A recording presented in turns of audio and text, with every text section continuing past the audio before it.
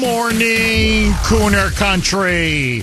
Okay, there's no question now that the Republicans have Joe Biden right where they want him. And the only question now is, do they have the guts, do they have the courage, frankly, the determination and the patriotism to see this now through to the end? Yesterday, Dementia Joe's former physician, Dr. Kevin O'Connor, was called in to be deposed behind closed doors in front of the House Oversight Committee chaired by Congressman James Comer. And in an unbelievable, shocking display of arrogance, you want to talk about stonewalling, obstruction, a blatant cover-up in our face. He was asked two specific questions. Number one, again, this is what they're asking. Remember, this is the White House physician under Joey that repeatedly came out, and the most recent was in February of 2024, but repeatedly, year after year, gave Biden a full, clean bill of health, where he came out and said, I've looked at him, comprehensive physical examination.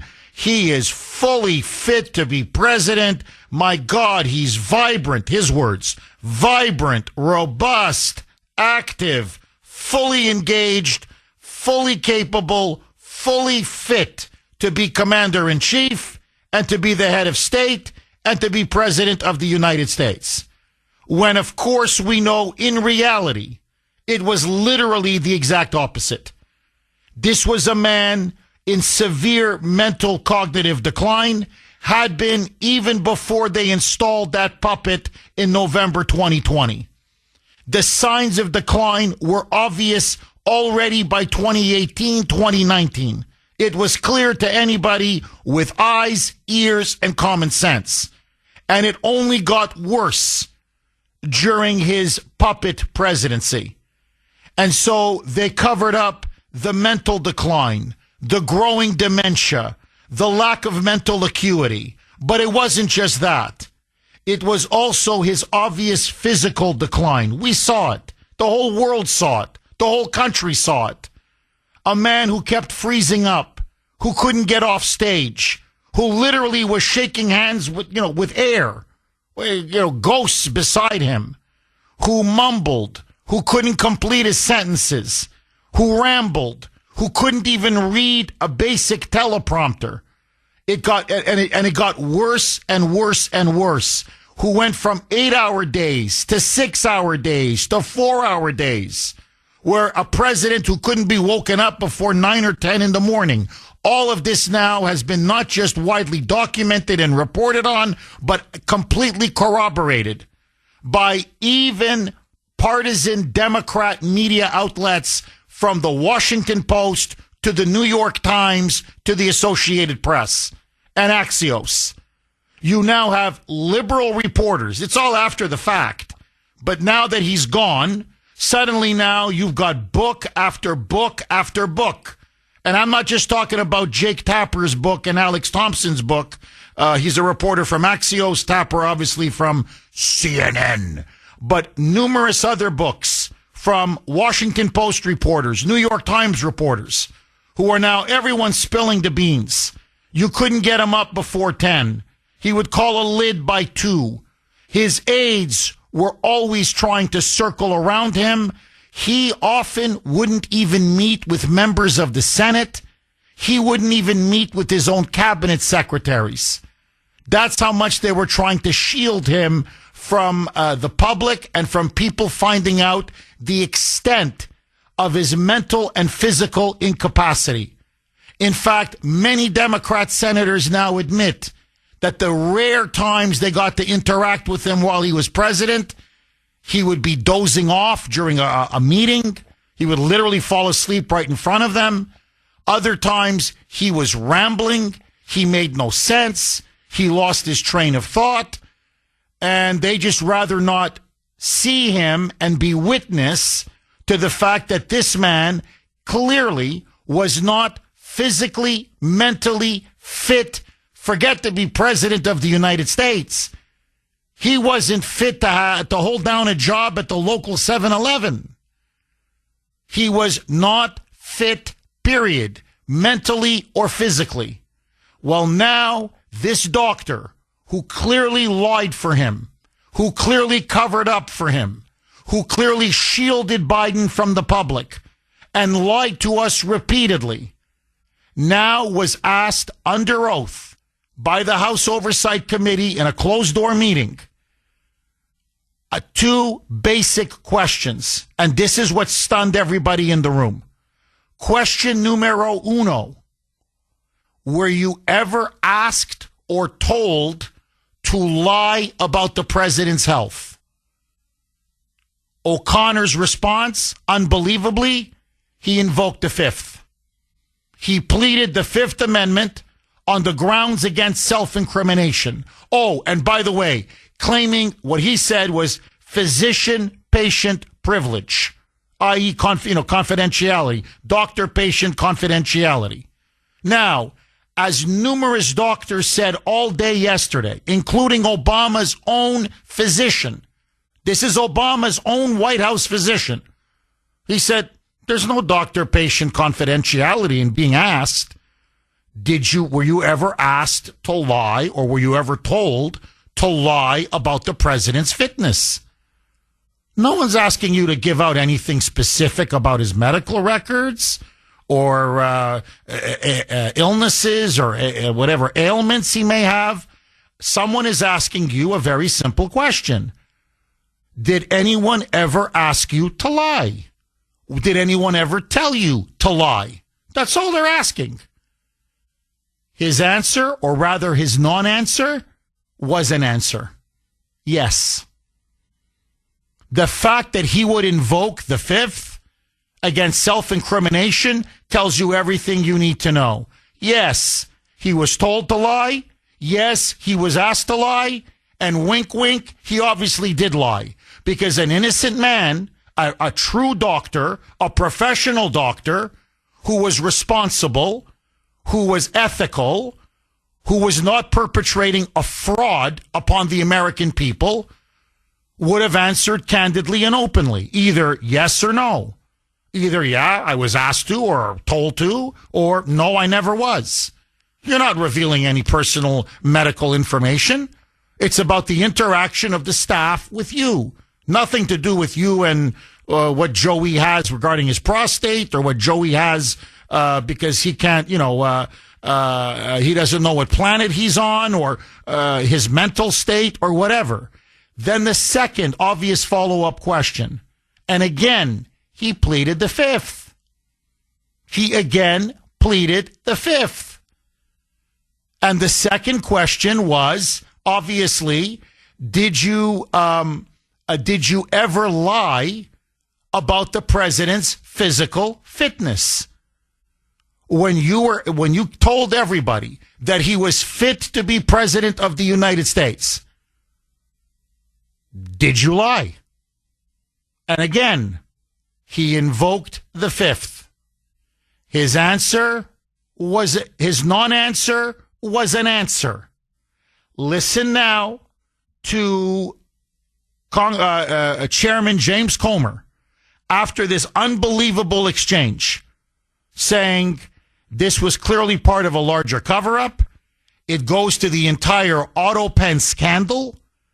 And the autopen scandal is people were signing on behalf of Joe Biden, whether it be executive orders, executive actions, pardons, you name it.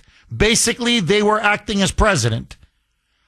And they were signing things he had no idea they were signing. He was so physically and mentally debilitated, he was gone, that they stuck him in Rehoboth Beach, and they were just signing everything in his name. Listen now to Comer saying it's now clear. The staff, the people around Biden knew they had a vegetable, and they covered it all up, including the Dr. Kevin O'Connor. Roll cut 8, Mike. Chairman, can you tell us what happened? I can tell you exactly what happened. Dr. O'Connor pleaded the Fifth Amendment, and I'm gonna read the first two questions that were asked. Were you ever told to lie about the president's health? He pleaded the Fifth Amendment. He would not answer that question. The second question, did you ever believe President Biden was unfit to execute his duties? Again, President Biden's White House position pleaded the Fifth Amendment. This is unprecedented, and I think that this adds more fuel to the fire that there was a cover-up. I believe that this adds legitimacy to the Tapper book and the other books that are in the works that are about to come out that shows there was a lot of suspicious activity taking place in the White House with respect to the president's health. It wasn't suspicious. It was criminal activity. Again, Comer always hedges. I mean, could the guy just grow a spine for once in his life? But let that go. Oh, Kuhner man's cleaning up the mother lode today. I'm not just cleaning up the liberal bull. This is the mother lode. So, by the way, is it me? No, really, I'm not trying to be insulting, but, Megyn Kelly rightly said, and I agree with her, this guy, this Kevin O'Connor, this so-called physician, he looks out of central casting like one of these serial killers in a Hollywood movie. Like just the way he looks like a creep. And from all accounts, he is a creep. And so just to show you the load of bull, you-know-what, okay, Bravo Sierra, the BS that this guy was peddling. On February 28, 2024. Now remember, this is before the infamous CNN debate where he had the complete meltdown. Okay, they're all in now. The media is all in. The Democrats are all in. The deep state is all in. He's going to be their guy. So not only were they claiming he was fit for the 4 years that he was in office, but remember now, they were claiming that he would be fit to serve in another entire second term. And so they get this Kevin O'Connor to release this infamous memo on Biden's health. And this is what he wrote, okay? This is what he wrote. Quote, as requested by the patient, i.e. Joey, the following is a summary of the current health status of President Joseph R. Biden. The president feels well, and this year's physical identified no new concerns. Quote, he continues to be fit for duty and fully executes all of his responsibilities without any exemptions or accommodations. Okay? Then the report continues. He goes on about how this was such a detailed physical examination. He went through Biden's medical history. He consulted with all these specialists. Honestly, optometry, dentistry, orthopedics, spine, foot and ankle, sleep medicine, cardiology, neurology, dermatology, radiology. He's going on and on. And he says, I even asked for feedback from all of my colleagues, physicians in the White House medical unit. He says, hell, I even spoke to some of my former professors from George Washington University.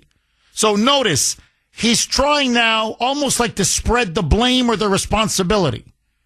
Hey, it's not just me that's apparently saying, giving him a clean bill of health. No. It's the White House medical unit. It's all of these experts. It's all of these professors. It's everybody. And then this was the infamous conclusion. Quote, President Biden is a healthy, active, robust 81-year-old male who remains fit to successfully execute the duties of the presidency, to include those as chief executive, head of state, and commander-in-chief. It was a lie. It was an absolute grotesque lie. And by the way, the one thing He said, I gave him this test and that test and every test under the sun. But I'll tell you what he didn't do. He didn't give him a cognitive test, a mental acuity cognitive assessment test. Notice, that test he never gave, because that test Biden would have failed, and everybody knows he would have failed. And now we're finding out there were other things that he covered up, including his advanced prostate cancer. Now, I want you to listen to Comer, because Comer is completely right. When you invoke the fifth, for example, that's what gangsters do. That's what white-collar criminals do. When you start invoking the fifth over a very basic question, there's no perjury trap here. They're trying to get you by asking you these ridiculous questions that are, very detailed, that go back many years, where your memory literally may play tricks on you, or, these aren't gotcha questions. It's very simple. Did anyone ever ask or tell you to lie about his physical, mental fitness to be president of the United States? That's it. Did anyone ever ask you or tell you to lie? It's a very basic question. Now, you can't, in fact, not only you can't answer it, you refuse to answer it on the grounds of self-incrimination. That's the ball game right there. And then to follow up, they go, well, did you ever lie about the fact that he was unfit to be president or fit to be president of the United States? Did you claimed he was fit? Did you lie? Did you ever lie about that? I'm pleading the fifth. I'm invoking the fifth. Well, if you're an honest doctor who did an honest physical examination, then you would, as every doctor has come out being interviewed, said, well, no, if my patient is fit and I certified that patient to be fit, and someone said to me, did you lie about him being fit? I'd say, no, of course I didn't lie. Why would I lie? There's nothing for me to lie about. There's no reason to invoke the Fifth Amendment. HIPAA doesn't apply here. The HIPAA laws have nothing to do with this.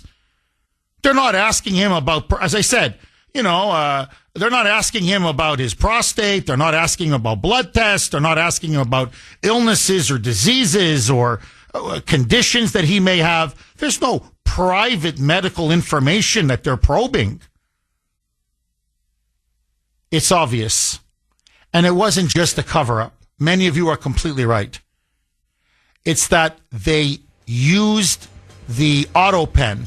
All right, this is from Bill on Messenger.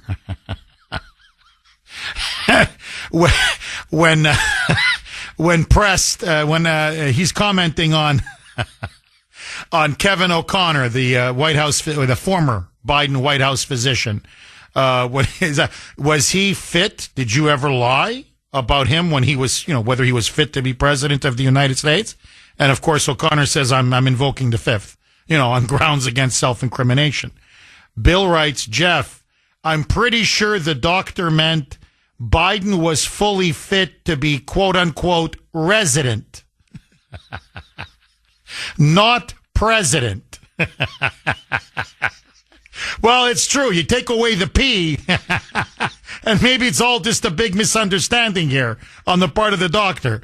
But you take away the P, and it's resident, and well, yeah, he was. Oh, sure, he's fully fit to be a resident. No, he fits the bill to a T.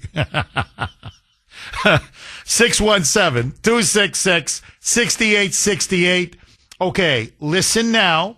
This is Comer, the House Oversight Chair, saying not only was this an unprecedented answer, and clearly now is just going to add more gasoline to the fire, this was a systematic cover-up of clearly a bumbling buffoon who was mentally, physically incapacitated.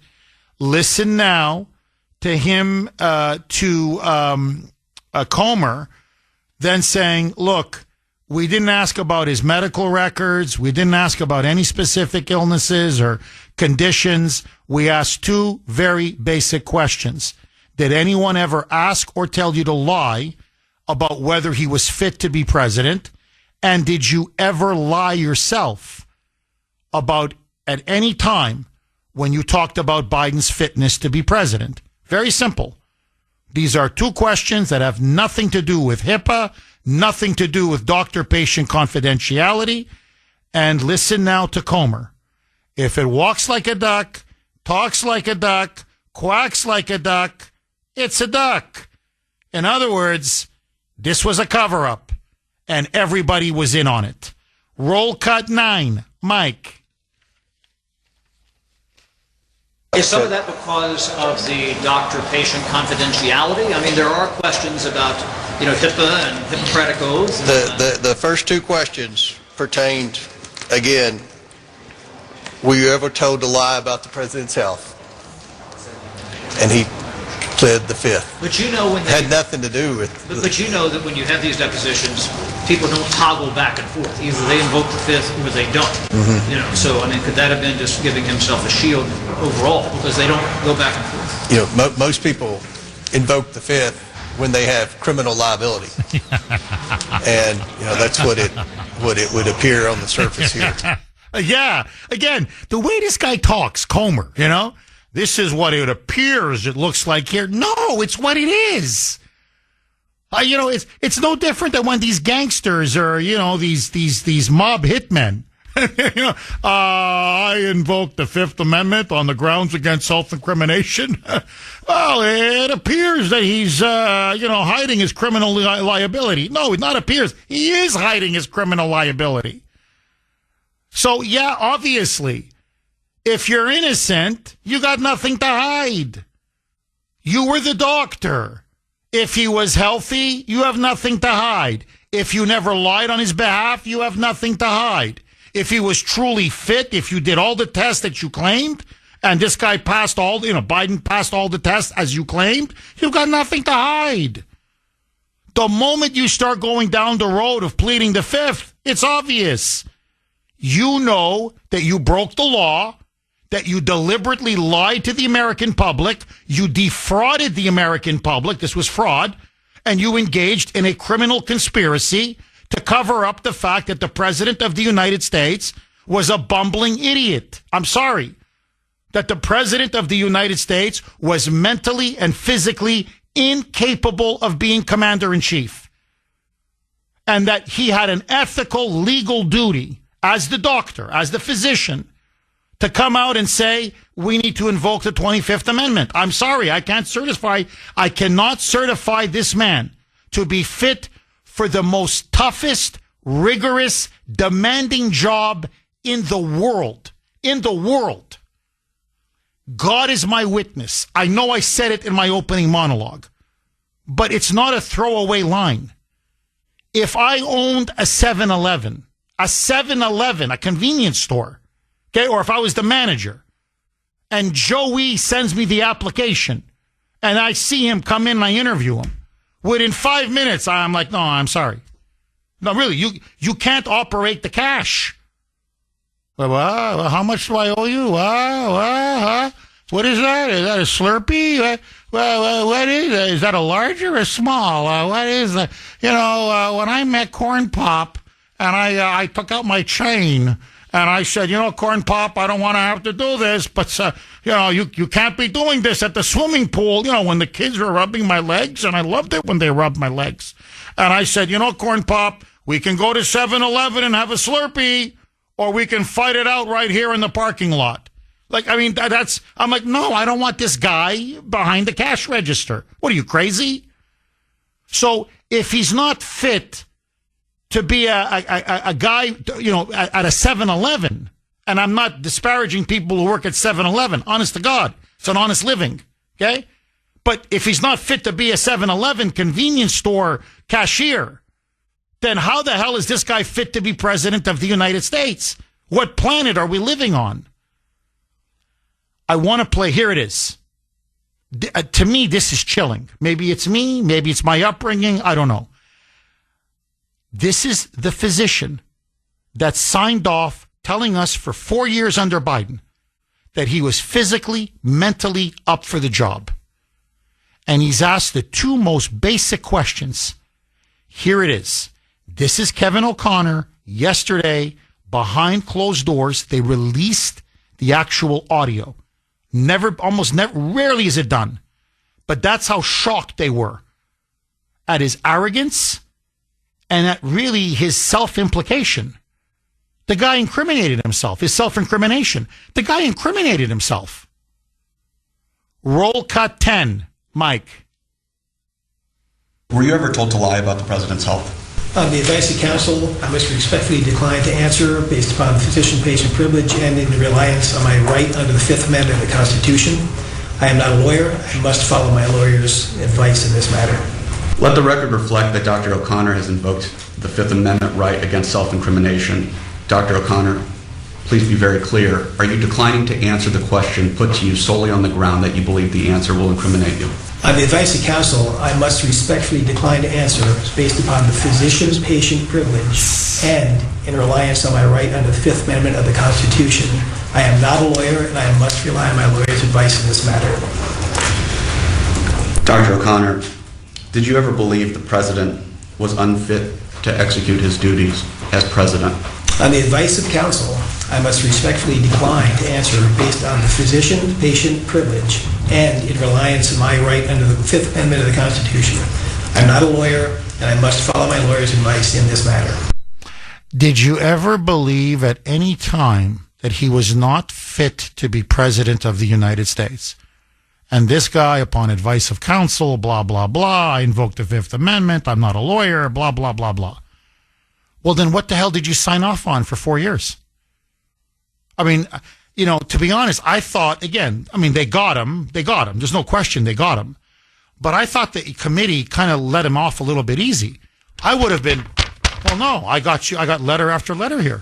617-266-6868 is the number. Okay, text line is really starting to heat up now. This is from 917. Jeff, it is far, far worse than the fact that they, quote unquote, covered it up. They deliberately used Biden's physical and mental deterioration to smash through their leftist policies. This was Obama's fantasy come true. Obama had not just his puppet, but a drooling, bumbling fool for one. I would go so far to say that Biden was administered medications not only to perk him up when necessary, but also to sedate him when they needed to use the autopen. For Obama and his leftist revolutionaries, Biden's decline was not a problem. It was a gift. Dead on. Absolutely dead on. And it's not just that they were covering up, you know, Biden's obvious physical, mental decline, to put it mildly. But remember, people like Anita Dunn, the so-called Politburo that we now know existed, 5, 6 senior advisors who really ran the presidency, ran the country. These are the ones that literally wrote white papers, research papers, public policy papers on the glories of open borders. Literally saying, well, if we just open the border and allow tens and tens of millions of illegals to pour in, what would happen? And that's what they did.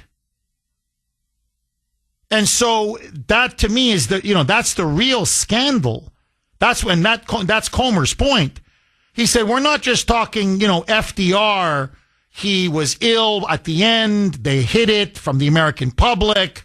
And people were running the presidency in lieu of the president, which is a crime, by the way. But we're talking now about something even worse. We're talking about now they were literally abusing and using the autopen to sign executive orders, executive actions, pardons across the board when the president was, he's golfing in the Virgin Islands. He's sleeping on the beach in Rehoboth Beach, in Rehoboth. He's non-compos mentis. He's not mentally capable. He's not mentally present. And now we're finding out many of them were, being paid $100,000, $200,000, $300,000, $400,000 a pop. So not only were they abusing the presidency and abusing power, but literally they were lining their pockets as they were doing it. Now, I just want to read one more, and then I want to go to the phone lines. 617-266-6868. And this comes from Mark on Messenger. And again, I think he's absolutely on point, really on point. Jeff, I'm sorry, but this needs to be said. If this was Donald Trump's former White House doctor, and he said and did what O'Connor did yesterday, they'd be leading him out in handcuffs at the end of the questioning. I'm really getting sick of this, Jeff. I'm sick of the lies and the cover-ups. It needs to stop, and people need to be held accountable for their actions. Enough is enough. Absolutely brilliant. Can you imagine if Trump's White House physician pled the Fifth in front of the House Oversight Committee when asked, well, were you ever told to lie about Trump's fitness for office? I don't want to incriminate myself. I invoke the Fifth. Okay. Did you ever lie when you said all those years that Trump was fit to be president? Did you ever lie about that? I don't. Whoa, whoa. I'm invoking the Fifth. No, I'm a lawyer. I'm not a lawyer, and I got to invoke the Fifth. The left, the Democrats would be going berserk. They would be shouting, yelling, screaming. They'd be like, arrest this guy on the spot. Instead, O'Connor comes in, and I think the whole thing was over in 15 minutes. He slinks, he comes in and then he just slinks away. And they're like, well, we don't want to be here and ask a million questions because his answer on everything is, I plead the Fifth, I plead the Fifth, I plead the Fifth, I plead the Fifth. They're playing us for fools.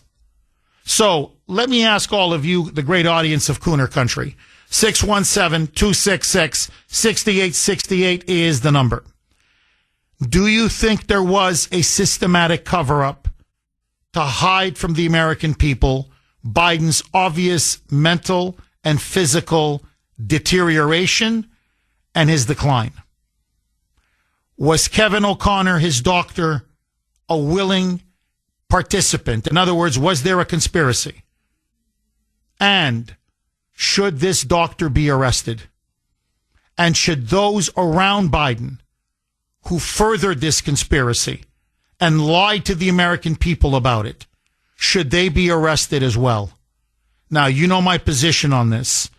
To me, this is an absolute yes. If they did the exact same thing for a Republican president, whether it's Trump, whether it's George W. Bush, whether it's Ronald Reagan, whether it's Nixon, Eisenhower, take your pick, all of them would be literally dragged out in handcuffs.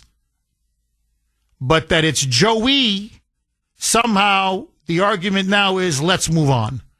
That was then, this is now, Biden's no longer president. Who really cares? I care, and the American people care, and we deserve to finally find out the truth. Agree, disagree, and let me go even one step further. I think we need to have some legislative solutions to this, because this should never be allowed to happen again. And maybe after a certain age, if you're a president or if you're a member of the Senate or the Congress, whatever it is, I don't know what that age is, 75, 80, whatever it is, but maybe there should be annual cognitive tests. Mandatory mental acuity cognitive tests. Because this can never be allowed to happen again. Agree, disagree. Arthur in Chestnut Hill. Thanks for holding, Arthur, and welcome. Thanks, Jeff. Well, to begin with, the Biden presidency wasn't about whether he was fit to be president. It was just whether he could be president, and it was all about winning. The only reason, and after he won the primary, the only reason that they didn't run him again was because they didn't think he could win. and they wanted him to be the president because he was easily controllable. That's not, and he was the most corrupt president of all time, and he should have been in jail a long time ago. Him and his whole family. His deal has been referred to the Justice Department, and nothing happens. Okay, and nothing's going to happen to that doctor. And he got the worst possible legal advice. Number one, okay. Anytime he's asked a question about Biden, when he was asked a question about Biden's health, all he had to do was use the three words that gets you off the hook every time, in my opinion. Because that's all doctors are about, opinions. If you don't like your doctor's opinion, you get another opinion. It's all about opinions. Medicine is not an exact science. They kill people every day, doctors, and it's become one of the most unscrupulous professions that we know of, and we learned that during COVID. And next to that, of course, are the lawyers, and his lawyers look as where they care about, and second of all, and he got bad legal advice. Whenever he was asked, did anybody ever tell you to lie? What's the easiest answer that you could possibly give to get you off the hook? Well, gee, I don't recall. I mean, that's what Fauci did. Whatever happened to him? Nothing. He did it 200 times. I don't recall. What did Comey say? I don't recall. I don't know where these lawyers were when they told him what to do. And second of all, if you want to get rid of the fifth, all you have to do is say, okay, you have total immunity for everything you did today, tomorrow, or next year. Now you have to tell the truth, or you go to jail. That's what happened to Sam Giancana. I mean, we have nothing but idiots running everything. It's so damn annoying. And by the way, no one's ever going to jail. The most important thing about this administration, this biggest criminal administration that we had for 4 years, that started by stealing the election to begin with, all right, is the fact that these pens were used. And everything that they did with those pens should be overturned. I mean, they're all corrupt. And no one goes to jail. Arthur, let me ask you that, if you don't mind. Anybody. Arthur, let me drill, if you don't mind, let me drill down with you a little bit on that. Because I think you're onto something. When you say with these guys, with Biden and these Democrat crooks and gangsters, that no one ever goes to jail. Now, honestly, Arthur, why? What is it about? Are the Republicans what? Are they compromised themselves? Are they just too cowardly? Are they just too chicken? You know, take Pam Bondi, Kash Patel, Dan Bongino, okay? FBI, DOJ. What are they so afraid of? Why will Kevin O'Connor never will never be put behind a jail cell, as an example? Let's not even go to Biden and everybody else. Just a doctor who clearly broke the law. There's no question. Why will he not go to jail? What are they so afraid of, Arthur? Well, to begin with, he didn't break the law. He issued his report, which was his opinion, his findings, okay? They issue reports all the time. They're into it. Even the pharmaceutical, everybody connected with the medical industry, okay, are a bunch of criminals. And they don't go to jail, okay? He's protected by the biggest, most important, powerful crime family we've ever seen in this country, the Democratic Party. To be a made guy in the Democratic Party is better than being a made guy in the mafia, because those guys went to jail. Nobody in the Democratic Party goes to jail. And if you're part of the Democratic crime family, nothing happens to you. Did anything happen to Hillary when she turned around and destroyed evidence, defied subpoenas? Nothing. Nothing happens to anybody. She committed perjury. Nothing happens to anybody. And and to take it even further, they have all the juries in their pocket. They have all the lawyers. They have all the judges in their pocket. The only people that go to jail are people who are innocent, who try to serve this country, and still I'm pissed that they haven't exposed and went after those people in a January 6th deal. They let them get away with using that as a bad thing that happened to this country. The only bad thing is what the people on the other side did, and they've gotten away with it. They got away with murder. The guy that killed Ashley Babbitt in cold blood. He got promotions and he got bonus money. Are you kidding me? Who goes to jail on the Democratic side? Arthur, great call. As always. You always set the bar very high every time you call, Arthur. Arthur, thank you very much for that call, my friend. 617-266-6868. Julie in Boston. Thanks for holding, Julie, and welcome. Good morning. How are you? Very good. How are you, Julie? Good, thank you. This is my question. I want to know how much doctor, and I use that term loosely, Dr. O'Connor now has in his offshore accounts after all this. Julie, I got to ask you, when you just look at him, the way he talks, the way he behaves, would you ever have him as your doctor? Seriously? Oh, God, no. No, I wouldn't let anybody I know use him. And I agree with the caller beforehand. Nobody will go to jail over this. No one. Which is sad. Yeah, it really is. You know, it's just how cowardly and toothless, really just, it's just sad, really, how spineless the DOJ and the FBI are. I mean, they could put so many people behind bars. And look, Julie, was obvious. The reason why his lawyers said invoke the Fifth, because, Arthur is right. Usually these slick politicians, I don't recall. My memory is quite it's failing me right now. No, because there are memos, there are emails, there's a written paper trail whereby they were telling each other, just cover this up, sweep it under the rug. Lie, lie, lie. And the reason why I know that is because now you have all of these books coming out, again, by liberal reporters, because it's after the fact. From all, the Washington Post, CNN, Axios, New York Times. Now it's a cottage industry. Like literally, there's now half a dozen books. And they've got memos, they've got emails, they've got documents, they've got correspondence where you have senior advisors literally saying, he can't know about this. Oh, no. Let's keep him. No, we got to keep him away. Because if the press finds out, or if the public finds out just how bad he's mentally and physically deteriorating, we're all in trouble. They're going to have to invoke the 25th Amendment.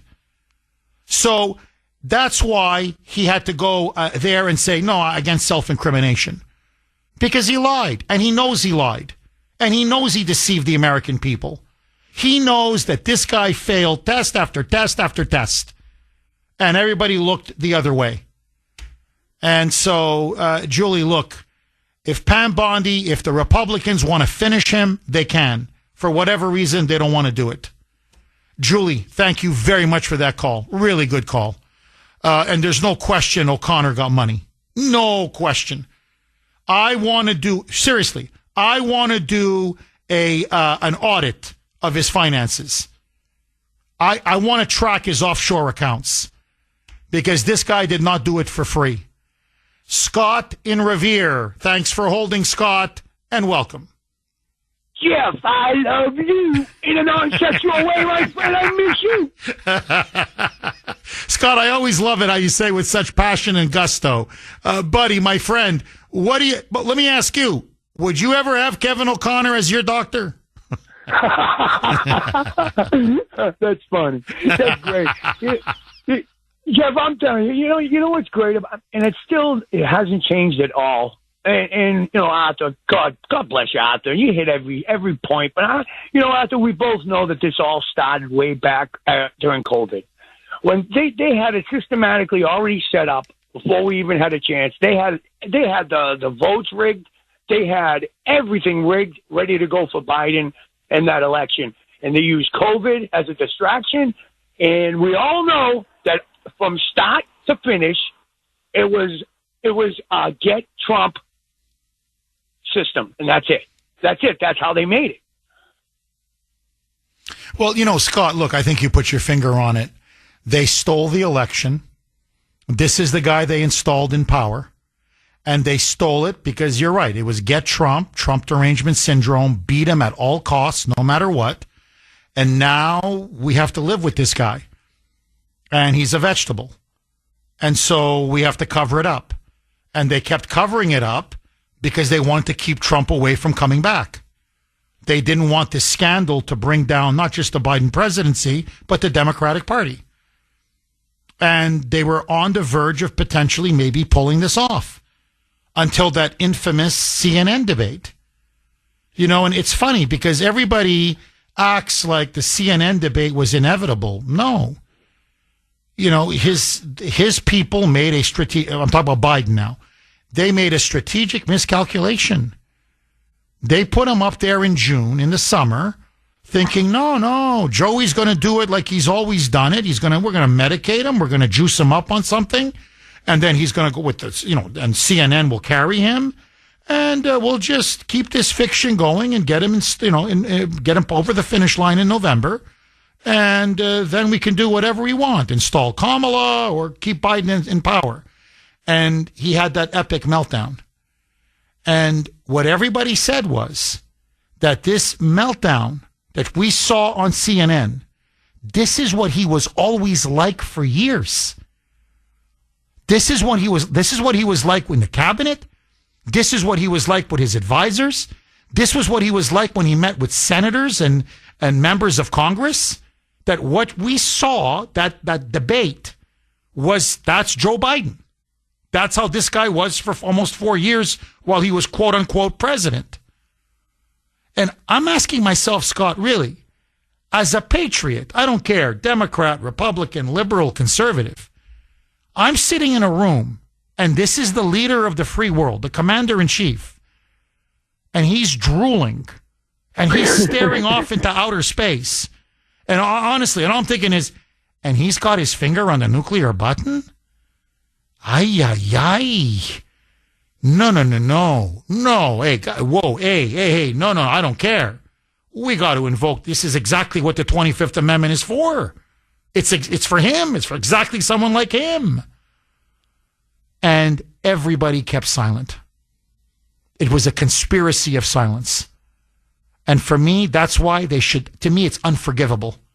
They should never be forgiven for what they did. Scott, final word to you, my friend. Jeff, again, I love you, and I'm telling you, and I'll never forgive him. And that's the truth. I can honestly say, Jeff, I agree, and I will never forgive these pitiful people. Bye. Thank you, Jeff. Thank you, Scott. Look, very quick. There's another book coming out, okay? It's by three, forgive me. I think it's 2 Washington Post reporters and an Axios reporter. Anyway, I could be getting the combination wrong, but it's by, reporters from several very liberal media outlets. And one of them describes, it's a book that's going to come out very soon, that after that CNN debate, that infamous CNN debate, Trump now leaves the debate stage. And this reporter was covering Trump.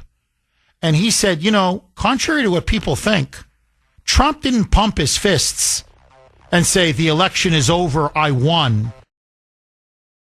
617-266-6868 is the number. Okay, huge story, obviously, with Brennan and Comey. I want to get to that as well and other big issues. But let me just take a few more calls on this, and then I promise we'll pivot at 7:30. 617-266-6868. Linda in Medford. Thanks for holding, Linda, and welcome. Well, there's 2 points I would like to make. One is this doctor was not the first doctor to deal with Biden. There was another doctor, and Jill Biden wanted that doctor to rewrite an MRI saying that Joe was fine. The doctor refused, and he sort of ended up getting moved to a dead-end position. He said he couldn't do it because it was malpractice. But the other thing is, I think that in general, they should be tried for treason. End of story. Because that's what it comes down to, elder abuse and treason. And when Kennedy died, his wife didn't step in. His brother, who was Attorney General, didn't step in. The Vice President stepped in. So anybody who signed those, other than the Vice President, if he was incapacitated, should be tried for treason. I think it's very clear cut. Oh, Linda, you're dead on. You're absolutely dead on. The question again, look, let's say, not that you ever would, but just to make, your point, my point, our point, you commit a crime, I commit a crime. We can commit crimes all day, all night. If the police refuse to arrest us, and if they refuse to indict or charge or prosecute us, then nothing is ever going to happen. And I think that's the problem now. I think honestly, that's where so much of the anger over the Epstein case, so much of the fury, that's where I think it's coming from. This sense that if you're part of the ruling class, if you're part of this globalist elite, it's true. Exactly what Arthur said earlier. No one gets arrested. No one goes to jail. And the only people that seem to go to jail are innocent people. Like the J6ers, or like Steve Bannon, or like Peter Navarro. People who are genuine patriots, and they get you on some dinky technicality. Like the most ridiculous, look what they did to Mike Flynn. They ambushed him with an interview. It was clearly an ambush. And then, he made some recollection that they say was inconsistent with a previous statement he made. Look, they could get me too. I mean, really, you asked me a question about what happened 4, 5, 6 years ago, and you asked me again a week or two later, and I'm like, I don't know, my memory is vague. I could be off. I mean, I don't know. People make mistakes. My memory's not perfect. But it doesn't matter. They get you on a technicality. And that's what they do. They destroy innocent people who threaten the regime, and those, though, within the regime can commit the most sickening, vile, egregious crimes imaginable, including treason, including sedition, even raping children, molesting and abusing and raping children. So, Linda, you're completely right. Look, the election in 2020 was stolen. And they that was the mother crime. And then they had to commit crime after crime after crime to cover up the initial great crime. Now, Comer's not going to go there. Pam Bondi's not going to go there. Kash Patel said he was willing to go there before he became FBI director. Now he's singing a very different tune. And same thing with Dan Bongino. So that's our problem. Look, we have to give the devil his due. Say what you want about Nancy Pelosi. She said she was going to impeach Trump. She impeached Trump. I mean, it was on garbage. It was all made up. But they impeached him not once. They impeached him twice. Merrick Garland said he was going to put those J6ers in prison. He was going to show them. He put thousands of them, innocent people, grandmothers in prison. So when the Democrats, again, when they say they're going to do something, they do it. Hey, look, say what you want about them. They went for Donald Trump's head. They went for his throat. I mean, Letitia James was going to put him behind bars. Alvin Bragg was going to put him behind bars. Like, say what you want. Again, it was evil. Don't get me wrong. But they sent in the FBI to raid Trump's home with shoot-to-kill orders, guns blazing. I'm sorry. I mean, now that's a former president of the United States, and at the time was the leading political candidate for the presidency. He was killing Biden in the polls. So he wasn't just the Republican nominee. He was literally the man that was going to be the next president. And they said, we don't care. Arrest him, put him behind bars, and if he moves, he moves a finger, shoot him. And shoot the kill orders for his wife and shoot the kill orders for his son. So, I don't know what else to tell you. So, no, they don't mess around. And that's the thing about communists and socialists. When it comes to politics, they're deadly serious. They're ruthless. Our side, forget about it. I mean, seriously, all of them, big mouths, but they're looking for the nice contract on Fox News or whatever, some nice payoff. I'm telling you, that's our sin. That our side, all talk, no action, and just follow the money because they'll sell their souls for a lousy $2 million contract on Fox News. Linda, thank you very much for that call. I'm telling you this is straight from the heart. 6-1, and I'm telling you, it is $2 million. It's not even 10, 15, 20, 25 million. It's just make me a contributor on Fox and, 1 or 2 million and I'm happy. I just want to see my face on TV. Cleaning up the liberal bull. 617-266-6868 is the number. Lines are blazing. John in Lowell. Thanks for holding, John, and welcome. Jeff, you almost had it when you said our side does nothing. But you know what? You forgot to include something, Jeff. Us. It's not up to the politicians anymore, Jeff. They're obviously not going to do a thing. Okay? We have to hit the streets, Jeff. And I don't want to hear I have work, my kid has a baseball game. You're not going to have a country. Your children, your grandchildren are going to grow up under communism, Jeff. What did our forefathers have to lose? What did they do? They went out and they fought. Jeff, we don't even have to bring the guns. We got the numbers. We have the numbers. Wake up, America, before it's too late, because it ain't going to take much longer, pal. John, let me ask you, my friend, by the way, you're completely right. As I like to say, not 100, but 1,000% correct. We do have the numbers, and I don't know why we're afraid to use those numbers. We are the majority. But just to go a little further, John, we now have the Justice Department. Trump won. He pulled off a miracle. He came back. He won the November election against all the odds. The deep state, at least for now, is on the ropes. We have the Justice Department. We have the Federal Bureau of Investigation. We have the Department of Homeland Security. Why aren't these criminal deep state Democrats being thrown in jail? What is Pam Bondi afraid of? Honestly, what is Kash Patel, Dan Bongino? What are they afraid of? Why are they so reluctant to put people in? I'm not talking low-level crime or illegal aliens. Yes, I'm talking about the Brennans, the Clappers, even move up, the Bidens, the people around Biden who, the Politburo, the people who perpetrated this fraud upon the United States and allowed our country to be invaded by all of these illegals and literally hijacked the presidency. I'm talking about this Dr. Kevin O'Connor, all of those that were involved in this criminal conspiracy. Why are they so afraid? They won't touch Epstein. We know that now. So what are they afraid of, John? What are they afraid? What, are they being threatened? Are their families being threatened? What are they afraid of?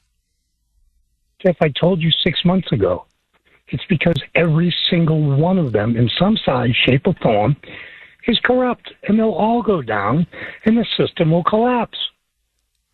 But I don't care, because it's going to collapse anyway, Jeff. This is what people don't get. One way or another, it's going to fall. We might as well have something to do with it, break it up, and start it all over again. And, Jeff, in the end, you know who's in charge, Jeff. And until this country turns back to him, it won't matter what we do, will it, brother? John, very wise words and very profound. You're right. It's in God's hands. It's always in God's hands. John, thank you very much for that call. I really, really appreciate it. 617-266-6868 is the number. Okay. Now, Arthur, maybe half an hour ago, just over half an hour ago, made the point, and I agree with him. The Democrats are like a political crime family. They're protected. They're made. They don't go to jail. They protect one another. They do everything they can to make sure no one is ever held accountable. And two of the biggest deep state criminals are John Brennan and James Comey. And now, according to Pam Bondi and Kash Patel, we are now being told that there is an official open criminal investigation into former CIA Director John Brennan and former FBI Director James Comey. And in particular, they're looking at them for two things. Number one, the fact that both of them committed perjury when they went in front of Congress under oath and lied. And in particular, this is where they really opened themselves up now. Again, if the Republicans want to go for them, they can get them. They lied about the infamous Steele dossier. If you remember, that was the dossier compiled by former British spy Christopher Steele, who literally was working on behalf of the Hillary Clinton campaign. So he was a paid Hillary Democrat operative. And he put together a bogus Steele dossier. And this is the one that claimed there was collusion between Trump and Vladimir Putin. No evidence. This was the dossier that claimed that the Kremlin was directly interfering in the 2016 election and that they had tilted it or rigged it in favor of Trump, which is why Hillary lost. And furthermore, there were salacious parts in the dossier that the media mindlessly peddled as well, which is, the infamous pea showers that Trump went to this supposed hotel in Moscow with a prostitute, and it was the same bed that the Obamas had slept on when they visited Moscow, and that he was peeing on this prostitute, and all of this was completely and utterly made up. All of it. There was no collusion between the Trump campaign and Vladimir Putin or with any Russians. A lie. The Russians did not rig the 2016 election. A lie.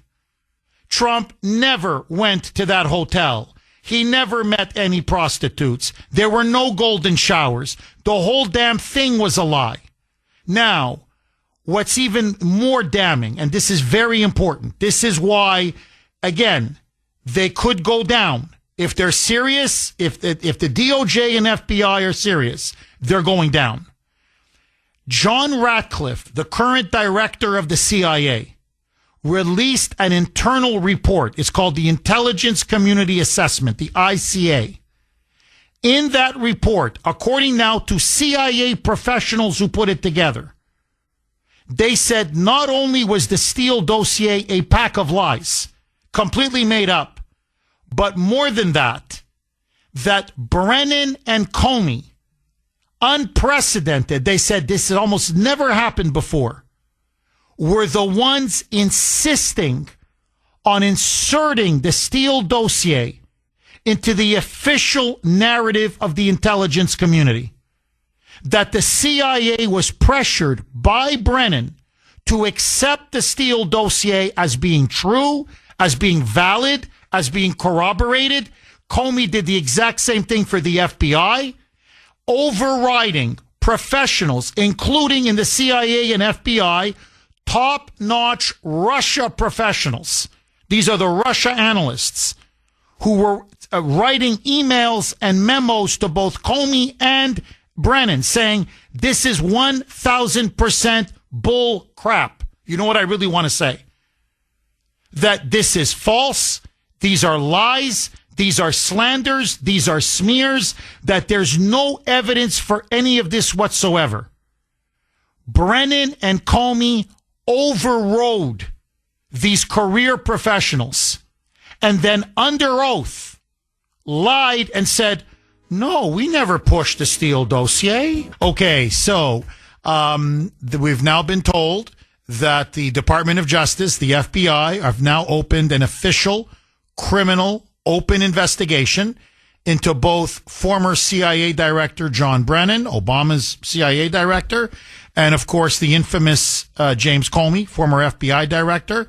Now, they're not just going after them or investigating them for obvious perjury, and they clearly committed perjury. They were involved intimately in the Steele dossier. They were involved intimately in pushing the Steele dossier onto the FBI, onto the intelligence community, onto the CIA, and then, of course, pushing it to the media, who then pushed it to the public, and that's how the hoax was born.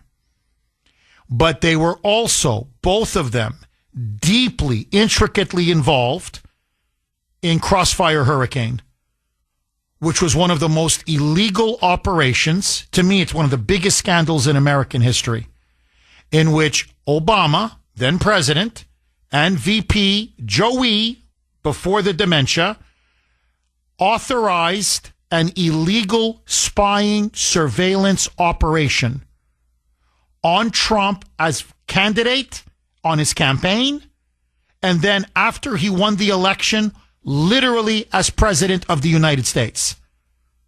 And Brennan and Clapper used the Steele dossier, both of them, to justify the spying on Trump during his campaign and while he was then president of the United States. They went to the FISA court, citing the Steele dossier, and this is very key now. According to the CIA's own assessment, this ICA, the Intelligence Community Assessment that Ratcliffe, the current CIA director, made public. This was maybe, last week? By the way, there's a brilliant column by Miranda Devine in the New York Post if you want to read all the details and the blow-by-blow. But the point is, the CIA's own professionals say, not only was the Steele dossier a pack of lies, garbage, okay, one giant smear, a lie, but that Brennan knew it was a lie. He knew it was all false. Comey knew it was all false. So now they're framing Trump as an agent of Russia.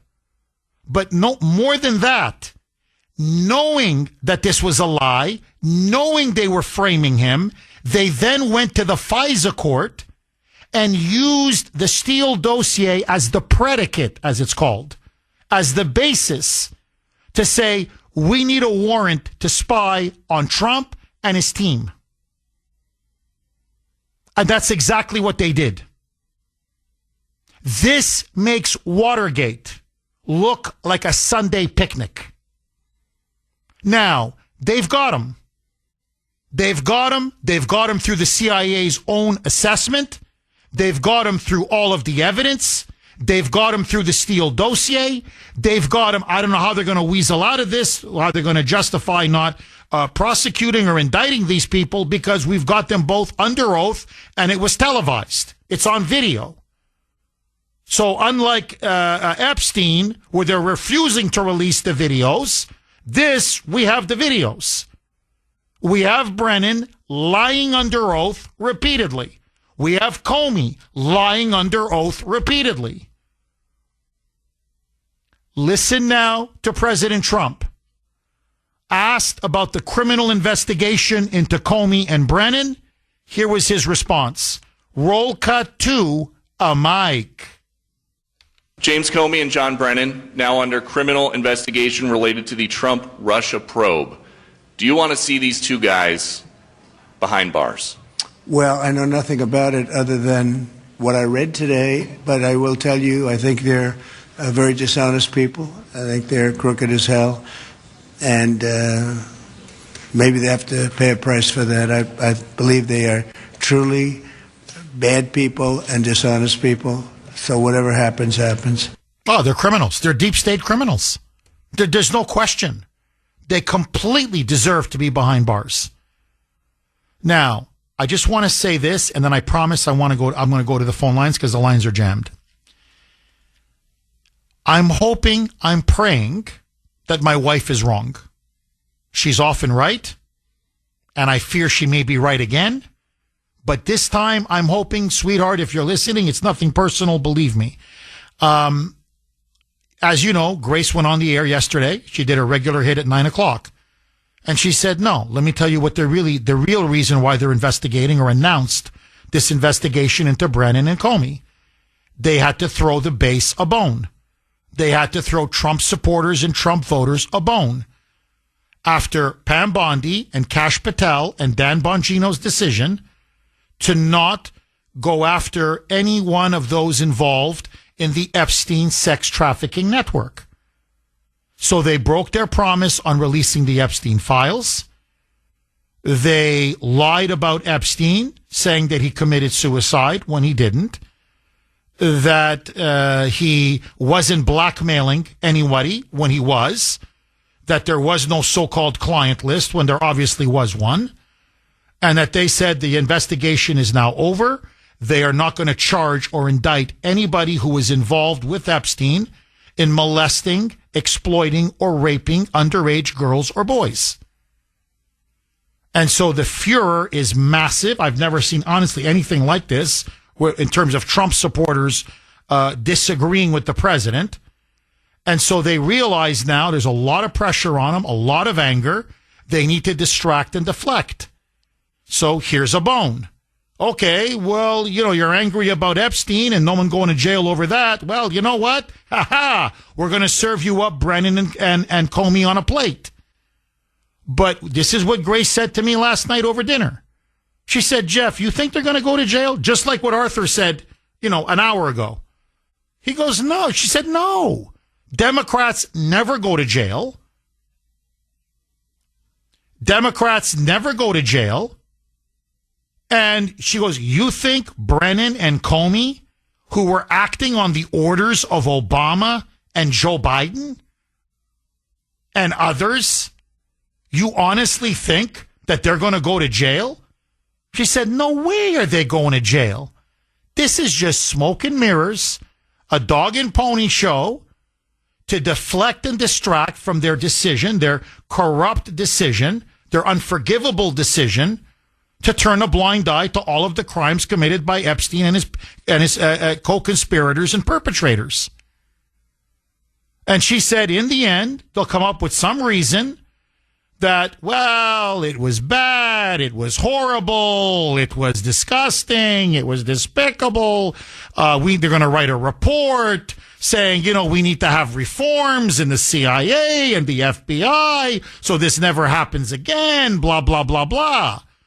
But she said, you're actually going to see them indicted and you're actually going to see them do a perp walk and actually see them behind bars. She says, you're never going to see that day. That they're just playing with us and manipulating our emotions. Now, I hope that she's wrong. I hope that Kash Patel and Dan Bongino and Pam Bondi may be feeling guilty for what they've done regarding Epstein, are going to start to finally put some real criminals, high-level, deep-state criminals in jail. I'm hoping it's going to be a thorough, real, honest investigation and that there will be indictments and that they're going to finally go to prison because they deserve to go to prison. But something tells me they don't seem too worried. Listen now to Brennan. Now, it's very unusual. Normally, when you're being investigated for the crimes that Brennan is and Comey, normally what your lawyer says and common sense says, shut up. Just shut up. Because anything you say can and will be used against you. Shut up. Don't talk to anybody. Don't do media interviews. Don't talk to journalists. Just shut up. Brennan's not shutting up. Listen now to Brennan. In fact, he's openly defiant. Again, maybe it's all talk. Maybe it's all bluster. Maybe it's all lies. Maybe it's all a con act on his part. But he looked cool, calm. He didn't look nervous. He doesn't look frazzled or worried whatsoever. This is him on MSDNC just yesterday. Roll cut 6, a mic. If there is an investigation, that people will be questioned. I would be questioned about it. But again, I've had no contact from them. But again, I testified in front of many, many congressional committees in the House and the Senate over the years. And I continue to explain exactly what we did during this process, why we tried to make sure we stayed true to our intelligence responsibilities, and that we were not going to do anything at all to try to interfere in that election. And again, it was a challenging time, but also one, I think, that the people who actually worked this, both in terms of trying to collect intelligence prior to the election, and then the ones who put together the intelligence community assessment, they really, I think, showed the best of what the intelligence community and what CIA is made of. So again, I am clueless about what it is exactly that they may be investigating me for. He's clueless. He has no idea. He then later on went to say in the interview that these so-called accusations and possible charges are, quote, made up of whole cloth, unquote. In other words, this is all made up. I don't know. Like, Sergeant Schultz. I don't know. I see nothing. I hear nothing. I know nothing. I don't know. Okay? And he's guilty of sin. And he knows he's guilty of sin. So he doesn't seem to have a care in the world. And apparently he says, no one's spoken to me. Like, this is all news to me. I'm being investigated. Okay. Somebody needs to. No one told me. No one told my lawyers. Okay, I guess. So let me ask you. It is the Kuhner Country poll question of the day, sponsored by Mario's. Mario's Quality Roofing, Siding, and Windows. Will former CIA Director John Brennan and former FBI Director James Comey, will they go to jail? Will we finally see justice done? Now, I'm not asking should they. I'm asking a different question. It goes to what Arthur was talking about. Will they? Will someone finally, will a Democrat finally go to jail? Will a deep state criminal finally go to jail? Finally. Will we get some justice? A, yes. B, no. I want to hear from you. You can vote on our webpage, wrko.com/Kuhner, wrko.com/Kuhner, Kuhn as in national ER. You can also vote via X, and as you know, I'm always active on X. My handle there, at the Kuhner Report, all one word, Kuhn as in national ER.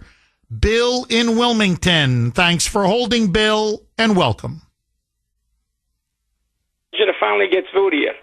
I've been trying for a long time. Last I spoke to you was at the rally 4 years ago in front of the State House. I had the Up Yours Biden sign. Bill, what do you make of all this, my friend? Jeff, we're not going to get a conviction. You know that. And is this all going to take place in Washington, D.C.? They get in front of a judge like this, what's it, Grosberg? Was that his name? Boasberg. Yeah. They get a bench trial. There's no way he's going to convict them. You might get your perp walk at the best, right? Like Grace mentioned, But all these people down to Epstein and the rest of them, they're all protected. He was a scam artist. He was a Ponzi scam artist, Epstein. They had him on that. He ratted out his buddy. He went to jail. They protected him all these years. The pedophile that he is didn't matter, And the same thing with this doctor. He's in bed with Biden's brother on business dealings. They might get him on something like that at best, but I don't see any of these people going to prison. What do you think about that? Bill, I wish I could disagree with you. Again, I wish, I hope you're wrong, and I hope Grace is wrong. It's nothing personal. I want to see these guys go to jail, but I think you're right. Honestly, I wish I could disagree, but I can't. I look, again, maybe I'm gotten too cynical. Maybe, it's like you keep seeing them not coming, follow through, and they never follow through, and they never follow through, and, you think, well, okay, a loser is a loser is a loser. And, maybe they'll prove us wrong. But Bill, I want to ask you this because I love to get people's take on this because I think you're right. I think we're not going to see justice. I don't trust them. I don't think they have what it takes. I don't think they have the stones to follow through on this. I don't think Bondi does, or Patel, or Dan Bongino. And if by some miracle they do indict him, this is going to be tried in Washington, D.C. So the jury and the judges are going to be stacked against them. Okay? But, Bill, just as a general question, why are Republicans so afraid, so unwilling, so cowardly?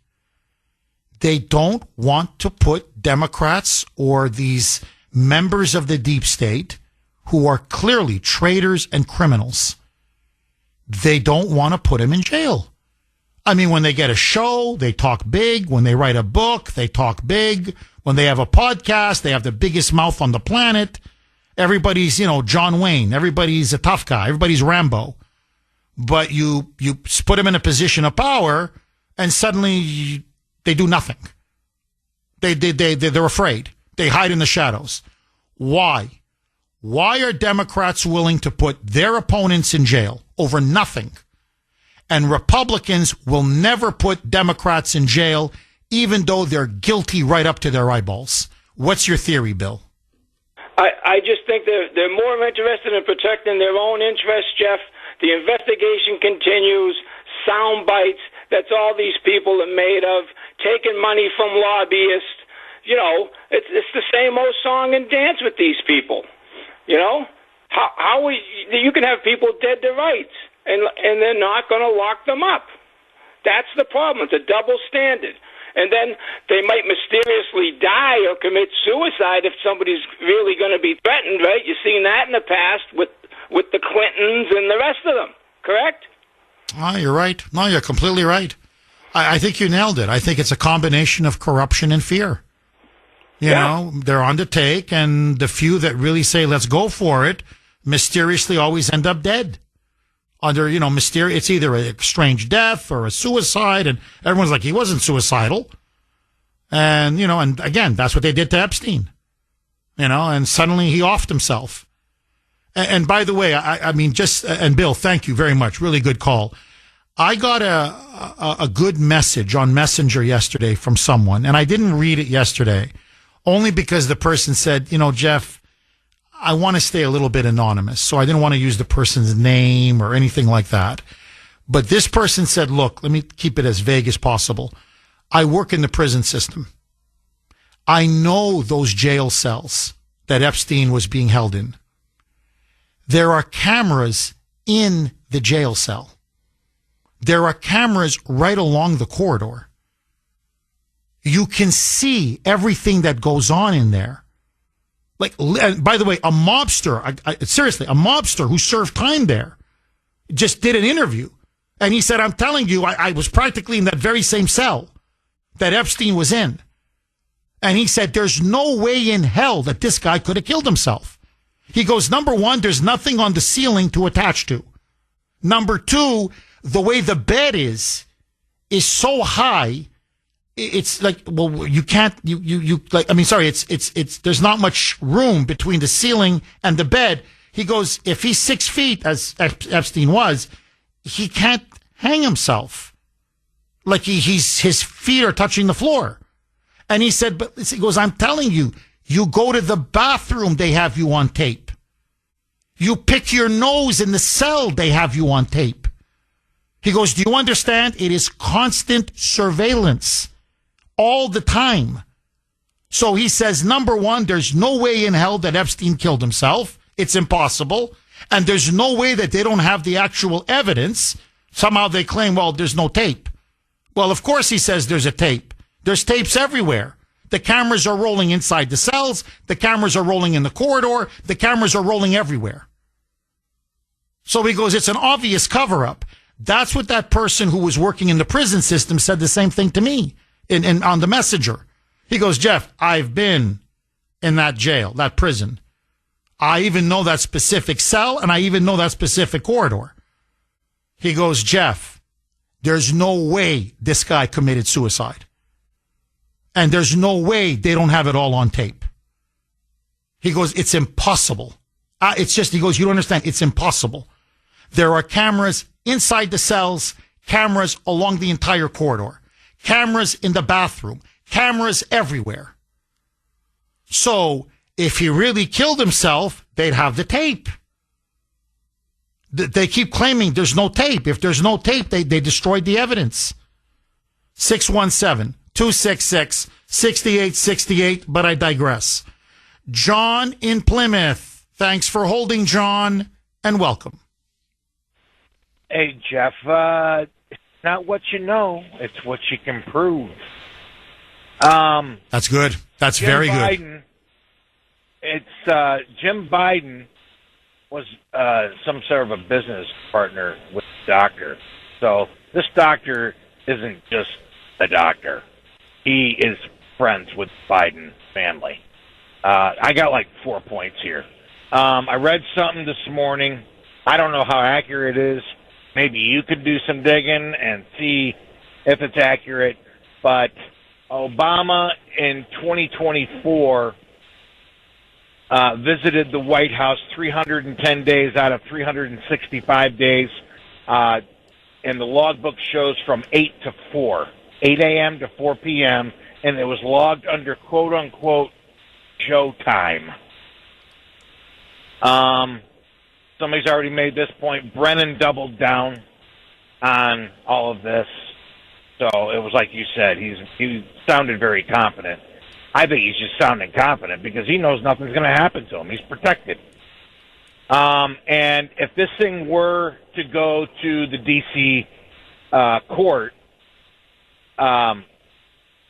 if we look back, when they went to the FISA court, wasn't Boasberg a judge on the FISA court? Yes. So wouldn't he have to recuse himself if it went? Oh, of course. Oh, yeah. It's a blatant conflict of interest. Yeah, no question. But you know nothing's going to happen because what jury in D.C. is going to convict these guys? They're all going to be Democrats. Well, John, do me a favor. Can you just hang on because I'm literally up against it. Jeff Kuhner, Boston's Bulldozer, 617-266-6868 is the number. Okay, as you know, it's the Kuhner Country poll question of the day, sponsored by Mario's Quality Roofing, Siding, and Windows. Will John Brennan and James Comey go to jail? There is now an open criminal investigation being launched by the DOJ and the FBI. Do you think we will see justice? And that these two criminals, and they're clearly criminals, and frankly traitors, will they ever be put behind bars? Yes or no? And should they be put behind bars? John in Plymouth says it's never going to happen. We're all dreaming. I think he's probably right. Now, just before I go right back to John, I do want to read a quick text. It's from 508. You can text us 70470, about Brennan and his interview yesterday on MSNBC, where, again, he sounds, frankly, looks, at least I'm just going by the interview, like he doesn't have a care in the world. Like he's not worried at all. Now, 508 says, yeah, maybe because he knows nothing's going to happen to him, or... Jeff, remember, Brennan and the rest of those guys, especially at the CIA and the intelligence community, are highly skilled professional liars. That's what they do. They lie. And, practice makes perfect. So it could be an act. In other words, he could be really genuinely worried deep down, thinking, oh my God, the walls are closing in on me. They finally have decided to pull the trigger, the proverbial trigger, and I'm up to my eyeballs in crimes. And this could be the end. So he's acting tough, playing tough, acting unconcerned, pretending this is all much ado about nothing, but really he's lying through his teeth, and they don't lie better than at the CIA. So just food for thought. All right, let's go right back to John in Plymouth. John, you are making the point. A, when do Democrats or these deep staters, these criminals, ever face justice? Good point. And let's just say, because the acting U.S. attorney for Washington, D.C. is Jeanine Pirro from Fox News. She's taken a hiatus from Fox on the request of President Trump. So she's known as aggressive. She's known as a no-nonsense woman, as a law and order conservative. So I could see her pulling the trigger and saying, no, I'm going to press charges. We're going to indict him. And at a minimum, you're going to see Brennan and Comey in a perp walk. The question then is, in such a partisan pro-Democrat city like Washington, whether it's a jury trial or with a judge, can we really expect to get justice? John, did I sum up your position accurately? Yeah. And I don't see it happening until we start seeing people that have high-profile people start walking in bracelets. I don't see anything happening, but you and I are both Christians, and whose judgment do you think will be worse, man's or God's? Oh, yeah. God sees everything that's going on, and do not think for a moment, any one of us out there that have a personal relationship with Christ, we know in the end, he sees all, and nobody is getting away with anything. And they will stand and be held accountable for everything they've said, everything they did in their lives and in their careers. So don't think that anybody's getting away with anything. They're not. Well, because ultimately you're right. No, there's ultimate justice, and we all end up meeting our maker. You're completely right. And honestly, I wouldn't want to be, I'm not trying to be self-righteous or sanctimonious. I really am not. I'm a sinner like everybody else is. But I wouldn't want to be Brennan or Comey. I really wouldn't. So you're right. In the ultimate scheme of things, John, you're completely right. John, thank you very much for that call. Let me just say this just very quickly. And again, you can agree or disagree. To me, and I agree with John. Look, is it hard to get an honest, objective jury pool? Yes. Okay. Are most of the judges in D.C. anti-Trump, very liberal, pro-Democrat? Yes. Okay, no question. But just the fact that they'd be arrested, just that alone,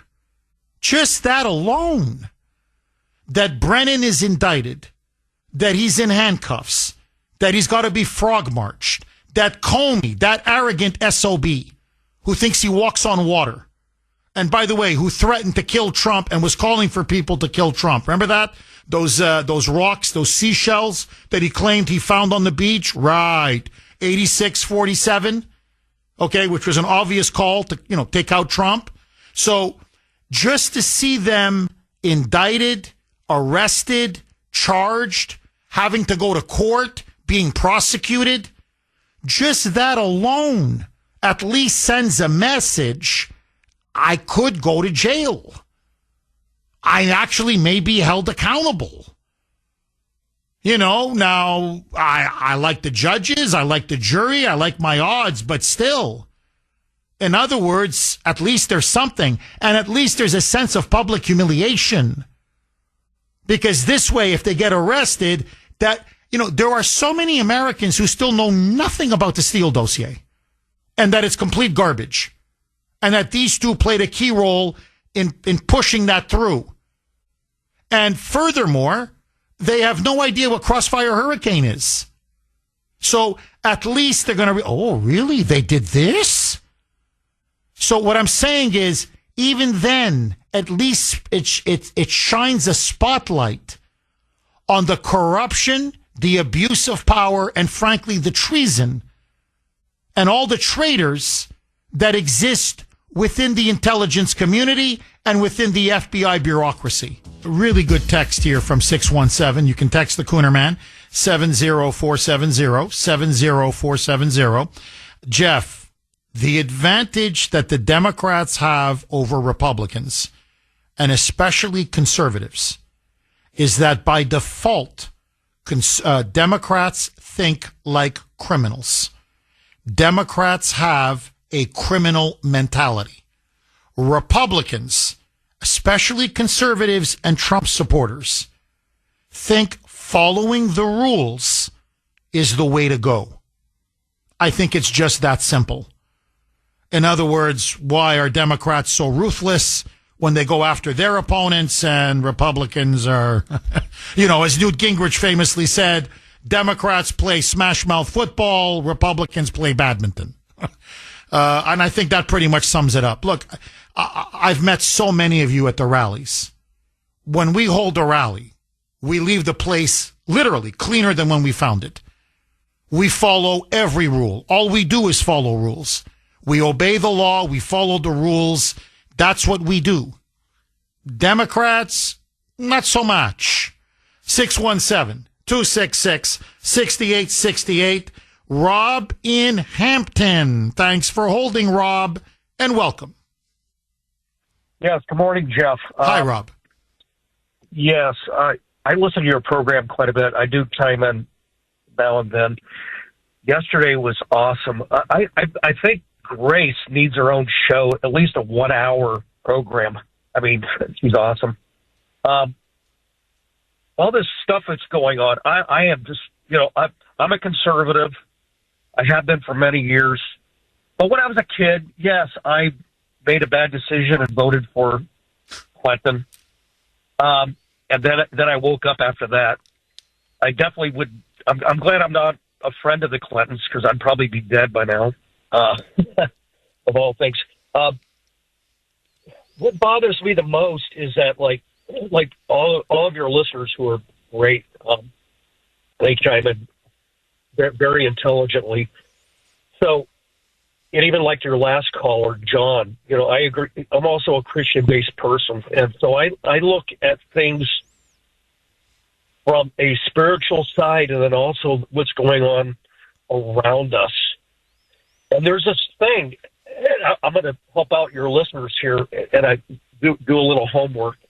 There's this thing called Hegelian dialect. I'm sure you know of it. And yes. These are powers way beyond us. And when these politicians, even like some of these moguls, like the Ditties and all of these music people, there is a force out there to reckon with. And these people, they literally, it's been rumored for years, but some of them even openly admit it now. And politicians are no different. They sell their souls to the devil. And this is a force way beyond what we can control at the level of where we're at. Politicians are no different. In fact, this whole thing about the Jeffrey Epstein, list and everything, we all know there's a list, and even some of the people that we vote for, and it could even be President Trump. People make mistakes, but now they don't want to own it. So, going forward in politics and voting, I think this is really going to hurt the conservative base going forward. The Pam Bondays, she does 1,000 TV interviews. I mean, she should have just been like a model or something and just forget about politics, because she makes me ill. Then you look at like Kash Patel, you look at everybody who's in a position, and then Dan Bongino. I love that guy. I signed up for his podcast. I listen to this guy all the time. They're all flip-floppers now. Serious. They're not doing anything. And all of this stuff that's going on, we have to take a look at, and again, I use that Hegelian dialect theory and everything. I look at things so rational.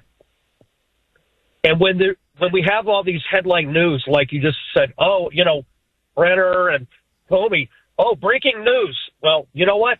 In the background, there's something else going on that's even more serious and important that they're trying to hide.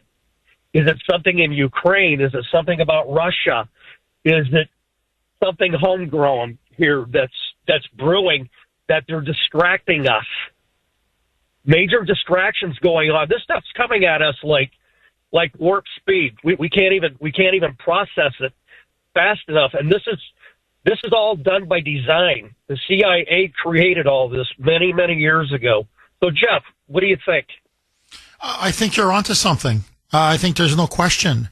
And look, let's go back to 2016. Okay, let's go back to Crossfire Hurricane, because we're talking about Brennan and we're talking about Comey. And by the way, I don't know why Clapper is not being indicted. See, that's another. I don't want to get too much into the weeds here, but when I heard this, I'm thinking, well, where's Clapper? Because it was them. It was the three of them. It was Brennan, Clapper, and Comey. That was the gang. So I'm thinking, well, why is Clapper? And by the way, Clapper blatantly lied under oath. They were conducting surveillance of Americans, but millions of us illegally, without any kind of a warrant, nothing.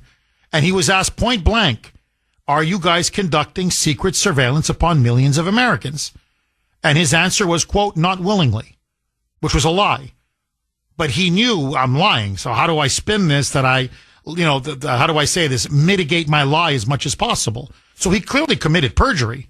I mean, it's on tape. And he was also intimately involved in Crossfire Hurricane, along with Comey and Brennan. So that's why I'm like, I don't know, are they really that serious? Because if they were serious, there would be 3 being investigated, not 2. Okay, but let that go. Okay, just for the sake of argument, Rob, let's just let that go. The scandal is this. We are looking at 2 Benedict Arnolds, 2 traitors. That's what Brennan and Comey are, and that's what they were. That's what they did. Now, in a constitutional republic, there's no greater crime than that. I mean, personally, I think it's molesting children, okay, among others. But I'm not talking about a personal crime. I'm talking about a civic crime, okay, or a crime against the republic. There's nothing worse than being a traitor. There's nothing worse. And so what they did is the CIA and our intelligence community, along with the FBI, were then co-opted and used by the Democratic Party, by the anti-Trump forces in the intelligence community, in the deep state, the shadow government, the permanent government, as it's called, to launch a CIA coup d'etat against the American people and against Donald Trump. What we had empowered the CIA to do for the last 60 to 70 years, and which they did in country after country after country, and they did it recently in these color-coded revolutions. They did it in Serbia. They did it in Georgia. They did it most famously in Ukraine with the Maidan Revolution. But they've been doing it, knocking off regimes all over the world. That's what they did to us. They created a lie, Trump-Russia collusion.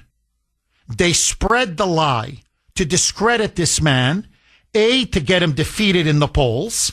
They were shocked that he won. They underestimated him. And then they tried to overthrow him by claiming he was an agent of Russia. And they were secretly spying on him to try to get as much dirt as possible, what the Russians call kompromat, okay, to compromise him, to blackmail him, and to push him out.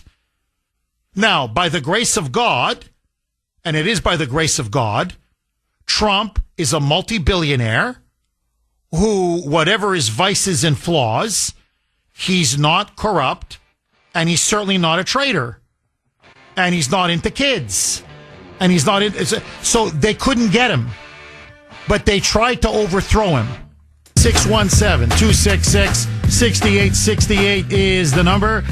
Many of you are texting, emailing the Kuhner man, saying, Jeff, so when you say that what they really did to Trump in his first term in particular, with the whole Russia collusion lie, the hoax, the Steele dossier, the spying, all of it, and you compare it to what the CIA was doing in other countries, are you saying that they engaged, in a sense, in a form of psychological warfare on the American people? I go, yeah, no question.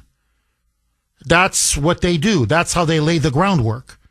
So they do it through the local media or NGOs in these other countries, and that's what they did here. And that's why they were peddling the Steele dossier and leaking it to the media and lying about Trump being this agent of Russia and he was in the pocket of Putin. And look how effective it was. It was promoted relentlessly, repeated relentlessly. CNN, MSNBC, ABC, CBS, NBC, NBC News, ABC News, CBS News, New York Times, Washington Post, you name it. It just over and over and over and over and over that I'm telling you to this day, most Democrats, most liberals are convinced that Donald Trump is in bed with Vladimir Putin. Even though, I don't know how many ways he sanctioned Russia, now he's going to arm Ukraine to the teeth. I mean, I could go on and on. It just got, what is it? It came out, and I knew this, but it came out officially. Why did Putin not touch an inch of Ukrainian territory while Trump was in office in his first term? Because Trump told Putin directly in a phone call, and I got to be careful because he used some profanity, so I have to make sure it doesn't come out on the air. I'm going to get fined. But Trump told Putin, you touch Ukraine, you attack or invade Ukraine, quote unquote, we will bomb the F, I can't say it, the blank out of Moscow. In other words, he told Putin, I'm going to destroy the Kremlin. Do you understand that? The Kremlin is going to be gone. And Moscow, the cradle of Russia and Russian civilization, your capital, is going to be obliterated. So don't even think about touching Ukraine. Now, this is what an agent of Russia would be telling the strong man of Russia. This is what he would be telling the dictator, basically the modern day Tsar of Russia. Like, again, it's lunacy. You have to be insane to believe this. But many do.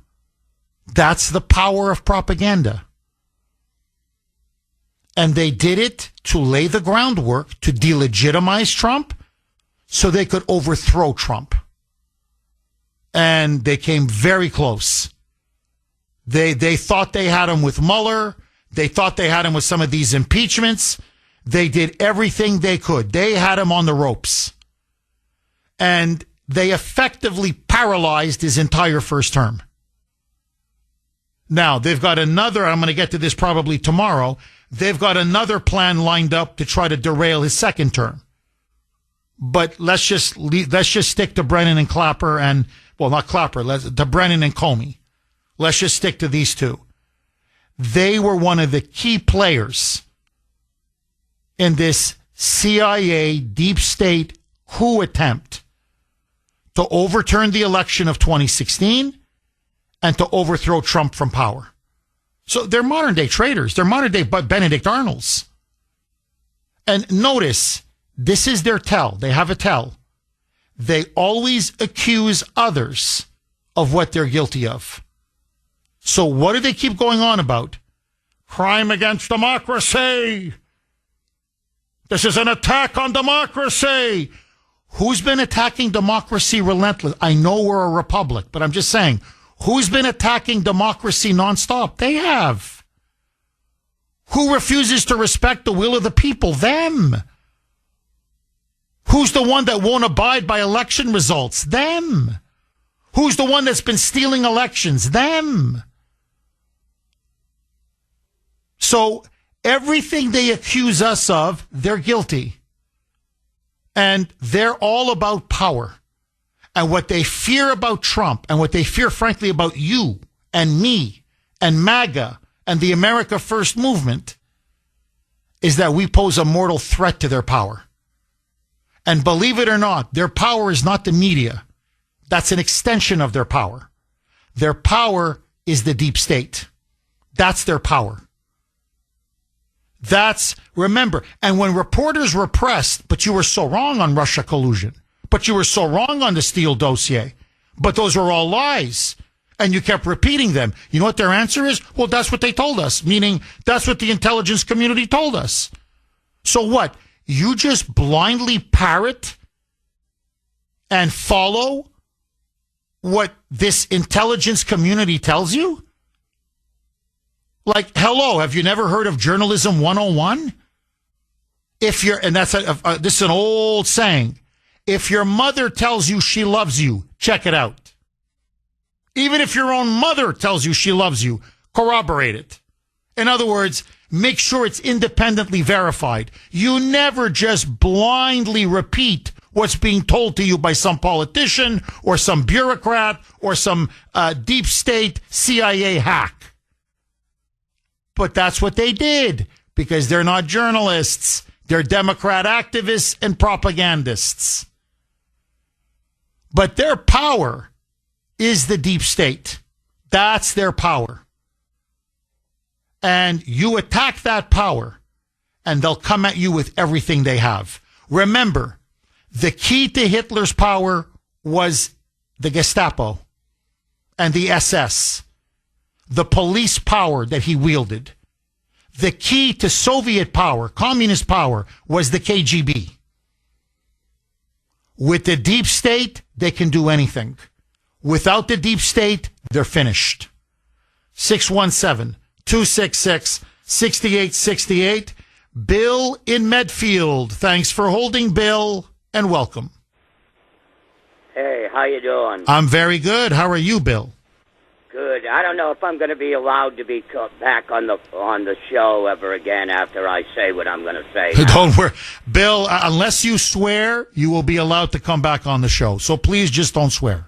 Number one, we have to go to Washington, 50 million strong, and we got to stay there maybe for 1 month, 3 months, 6 months, however long it's going to take, because from the very beginning, way back in like King Tut's day, all the slaves, that's what all the regular people were, they had to build the pyramid. They died by the thousands because they were just nothings. They were pawns.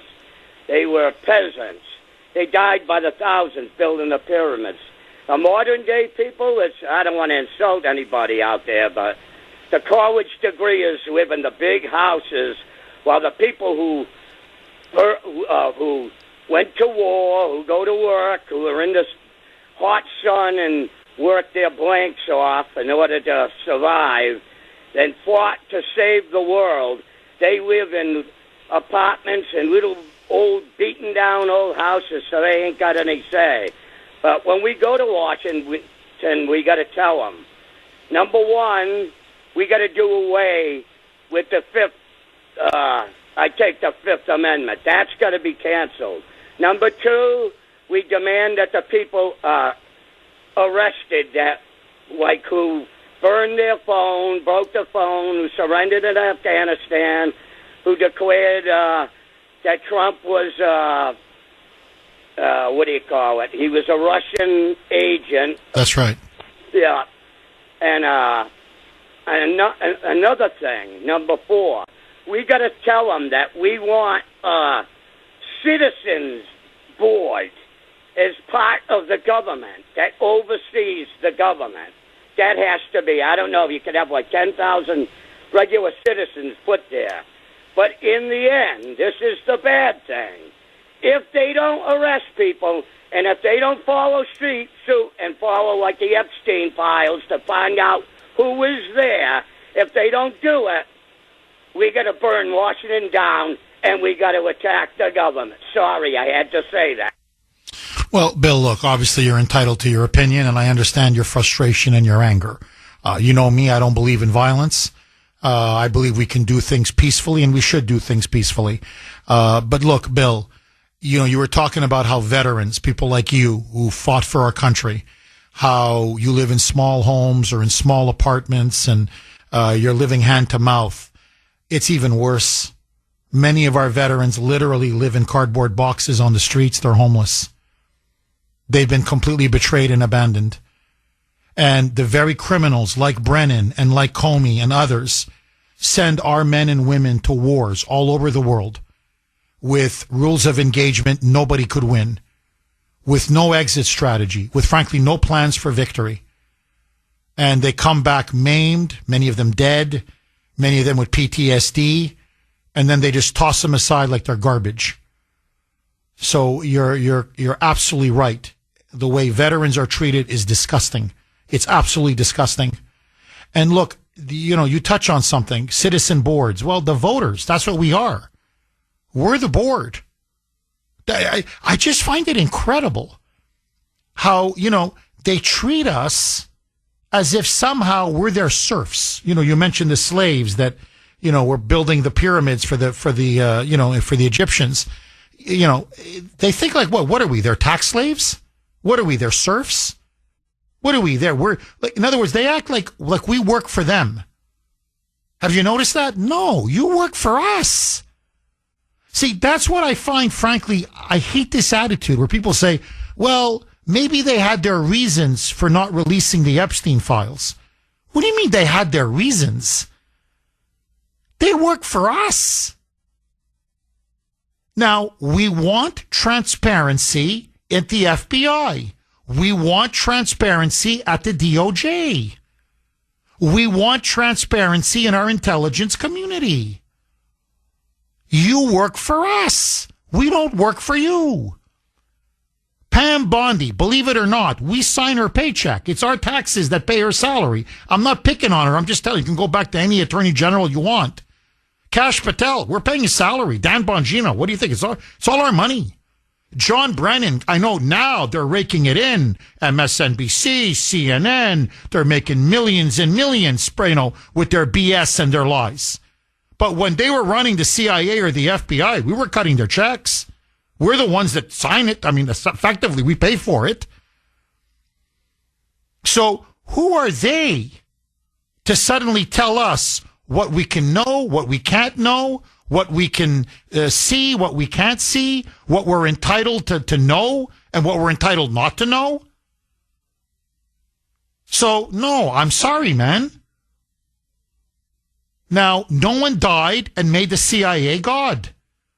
And look, it's like what a good friend of mine texted me maybe about half an hour ago.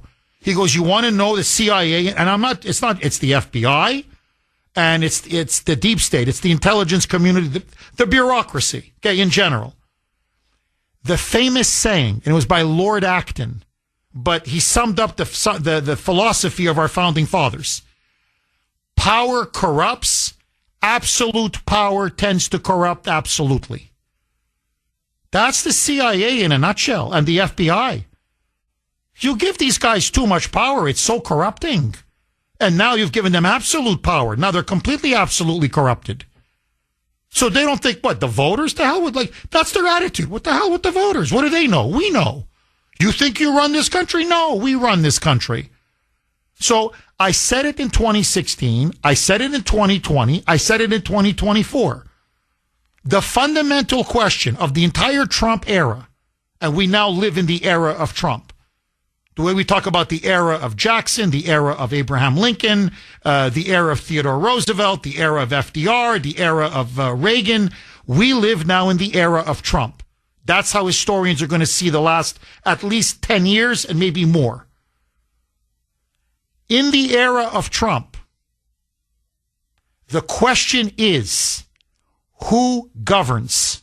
Who ultimately runs America?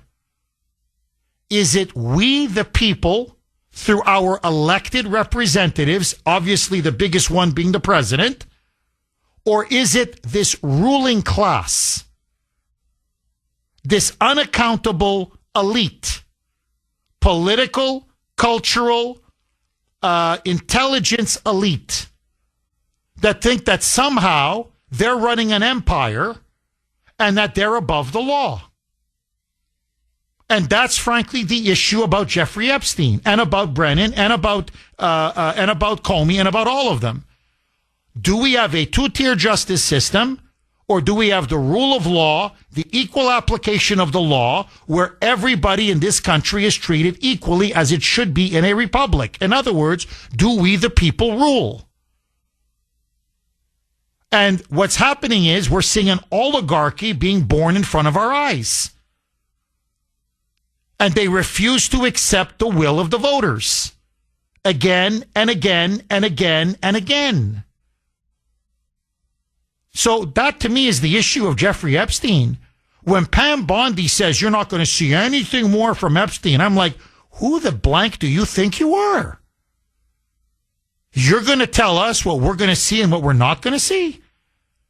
From this notorious sexual predator and pedophile who trafficked in children, and that the federal government said he trafficked in children, and that and he was convicted of, and his Ghislaine Maxwell, his right-hand woman, was convicted of, and that according to the government had thousands of victims, and that according to the government said that these victims were not just victimized by Epstein, but it victimized, their words, by some of the most powerful people in America and around the world. And now you're telling us we don't have a right to know who these people are? Hey, easy. Boy, that power's rushing to your head. That's not your call to make. And the same goes to Kash Patel and Dan Bongino. But this is what happens. You go to Washington. Look, I was there. I spent over 10 years at the Washington Times. I covered it. I said, this is like the modern day Rome of the Roman Empire. It's not what our founding fathers intended. You've got every lobbyist, and not just lobbyists around the country. I'm talking around the world. And they're throwing so much money at these politicians. And frankly, men, women, I'm talking sex, drugs, booze, tickets, vacations. You wouldn't believe they just throw everything at these people. Okay, the best restaurants, the best dinners. They give their wives jobs. They give their husbands jobs. They give their families jobs. You wouldn't believe it. And honestly, I said, this is like I'm living in the Roman Empire. Is anybody in this city not freaking corrupt? And I'm telling you this, the media is the worst. God is my witness, they're the worst. Oh my God, are they for sale? You know the term media whore? Oh, boy, that really sums it up. I'm telling you, God, what they will sell their soul because they think they're famous. You know, Washington, it's a famous expression. Washington is Hollywood for ugly people. Say what you want about Hollywood, and I'm not defending them, but some of them can actually act. They've got some real talent. Some of them are actually, they're physically attractive. I'm like, I'm sorry, they were given with good looks. God graced them with good looks. They just are. You see them in person, you're like, well, it's a very attractive person. No. In Washington, they're ugly. They don't even have good looks. Many of them, I'm telling you, are losers. They couldn't hold an ordinary job. So if you came to me, this is not a throwaway line. I'm telling you, Jeff, I got no brains. I got no looks. I really got nothing going for me. Look, I'm a loser. I'm a loser. I'm telling you right now, I'm a loser. I'm lazy. I don't want to do much with my life, but I want to be rich and I want to be famous. And I want to have power, and I want to have influence. What do I do? What would you recommend? I don't know. Should I get into the mob? Should I, I don't know, whatever. Nah, you need courage to get into the mob because you could get killed in the mob. No, go to Washington. I'm serious. Go to Washington. Become a politician. It's a license to print money. So, that's what I saw in Washington, D.C. And you have to understand what a freak of nature Trump is for people down there. Who is this loudmouth New Yorker, real estate guy, the ultimate outsider? And he's going to come in here and he's going to quote unquote drain the swamp? He's going to take away everything we've built over the last 50, 60, 70 years? Since the New Deal, especially since the 1960s under the Great Society? That's trillions of dollars in wealth, all our power, our privilege, our influence. Man, we run the world. We're the center of the world. We are the modern day Roman Empire. And this is the city of the Roman Empire. Everybody comes to us. Everybody bows in front of us. Everybody courts us. And you're going to take all this away over our dead bodies. And that's the Trump presidency. Not just now, first term. That's why they stole the election. That's why they covered up for Joe Biden. That's why that doctor lied on his behalf repeatedly, because I'm telling you, he was also a business partner of theirs. This guy, loser Kevin O'Connor, this non-doctor doctor. So the question is, who ultimately runs and rules America? Now, I'm telling you, our founding fathers said, in a republic, it's of the people, by the people, for the people, through their elected representatives. What they're telling us is, no, it's the elites. 617-266-6868 is the number. Mark in Milton. Thanks for holding, Mark, and welcome. Hi, good morning, Jeff. Hi, Mark. I'm going to start the call off a little bit lighter than where it's going to go, but I firmly believe that actually all three of them, Clapper, Comey, and Brennan, will see time behind bars. The tough thing is that there's two other cases in front of it. The first case is who brought the cocaine into the White House. And then the second one is the leak from the Supreme Court. Once those are solved, I should have thrown in the rest of the investigation about Butler. Clapper. Is there a difference?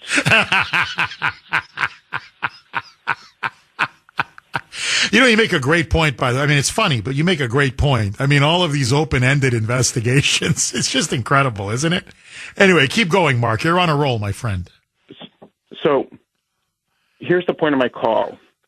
And you were actually headed that way yesterday when you talked about, or you said, who, the FBI that investigated the Steele dossier, the FBI that investigated Butler.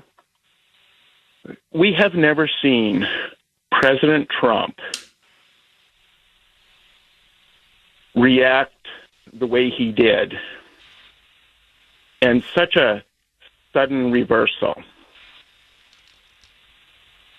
I firmly believe that the Secret Service is unable to protect Donald Trump. It's compromised. And Donald Trump has been told, your sons, your daughter, your wife, we can't protect because we don't know within our own ranks who's loyal and who is not.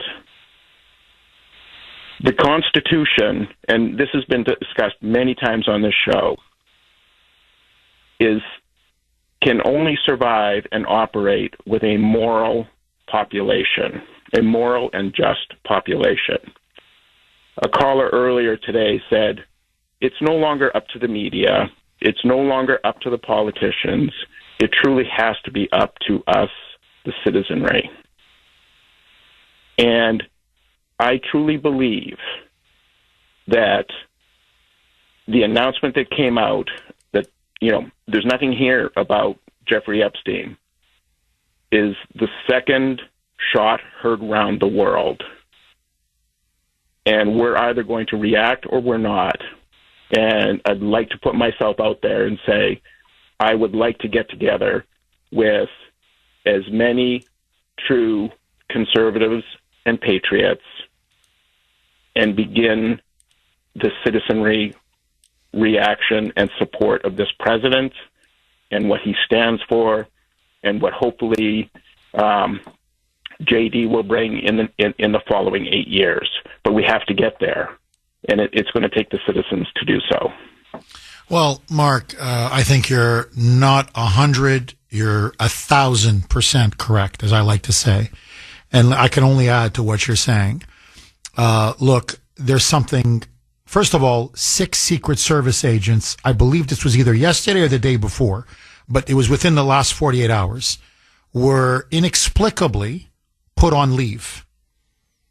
And these were some of the 6 that were there in Butler. And this story broke. I saw it yesterday. It may have been the day before. And people are saying there's no reason given. So they were in Butler. They were there. And for whatever reason now, they have been put on leave. And they're not allowing them to protect the President of the United States. So I think that just further reinforces what you're saying. He's leaking like a sieve. It is, that protection around him is porous, and there are people there you can't trust. There's no question. There's no question. Now, I don't know if he's been threatened. You may be right. I don't know if his family's been threatened. Wouldn't surprise me. You may be right. And I can just tell you this. When I became the editor of Insight magazine, and this was a sister publication of the Washington Times. So I had worked in the newsroom in Washington, at the Washington Times, and I was going to take over now this weekly magazine. And we had a very aggressive group of investigative reporters. When I mean these were hard-charging pit bull reporters. These were people, they just wanted the truth. They didn't care where the chips fell. And the person I was going to work with was Robert Morton. He's still a very dear friend of mine. I think he's semi-retired now. But he was an old Washington hand. He had already been in D.C. for over 30 years. Okay, managing editor, been around the block, a journalist. And he and I were just talking about our vision for Insight. And I'm going to tell you exactly what he told me. He said to me, Jeff, honestly, what do you want this magazine to achieve? And I said, look, Robert, honestly, I just want to be a journalist, man. I just want to pursue the truth.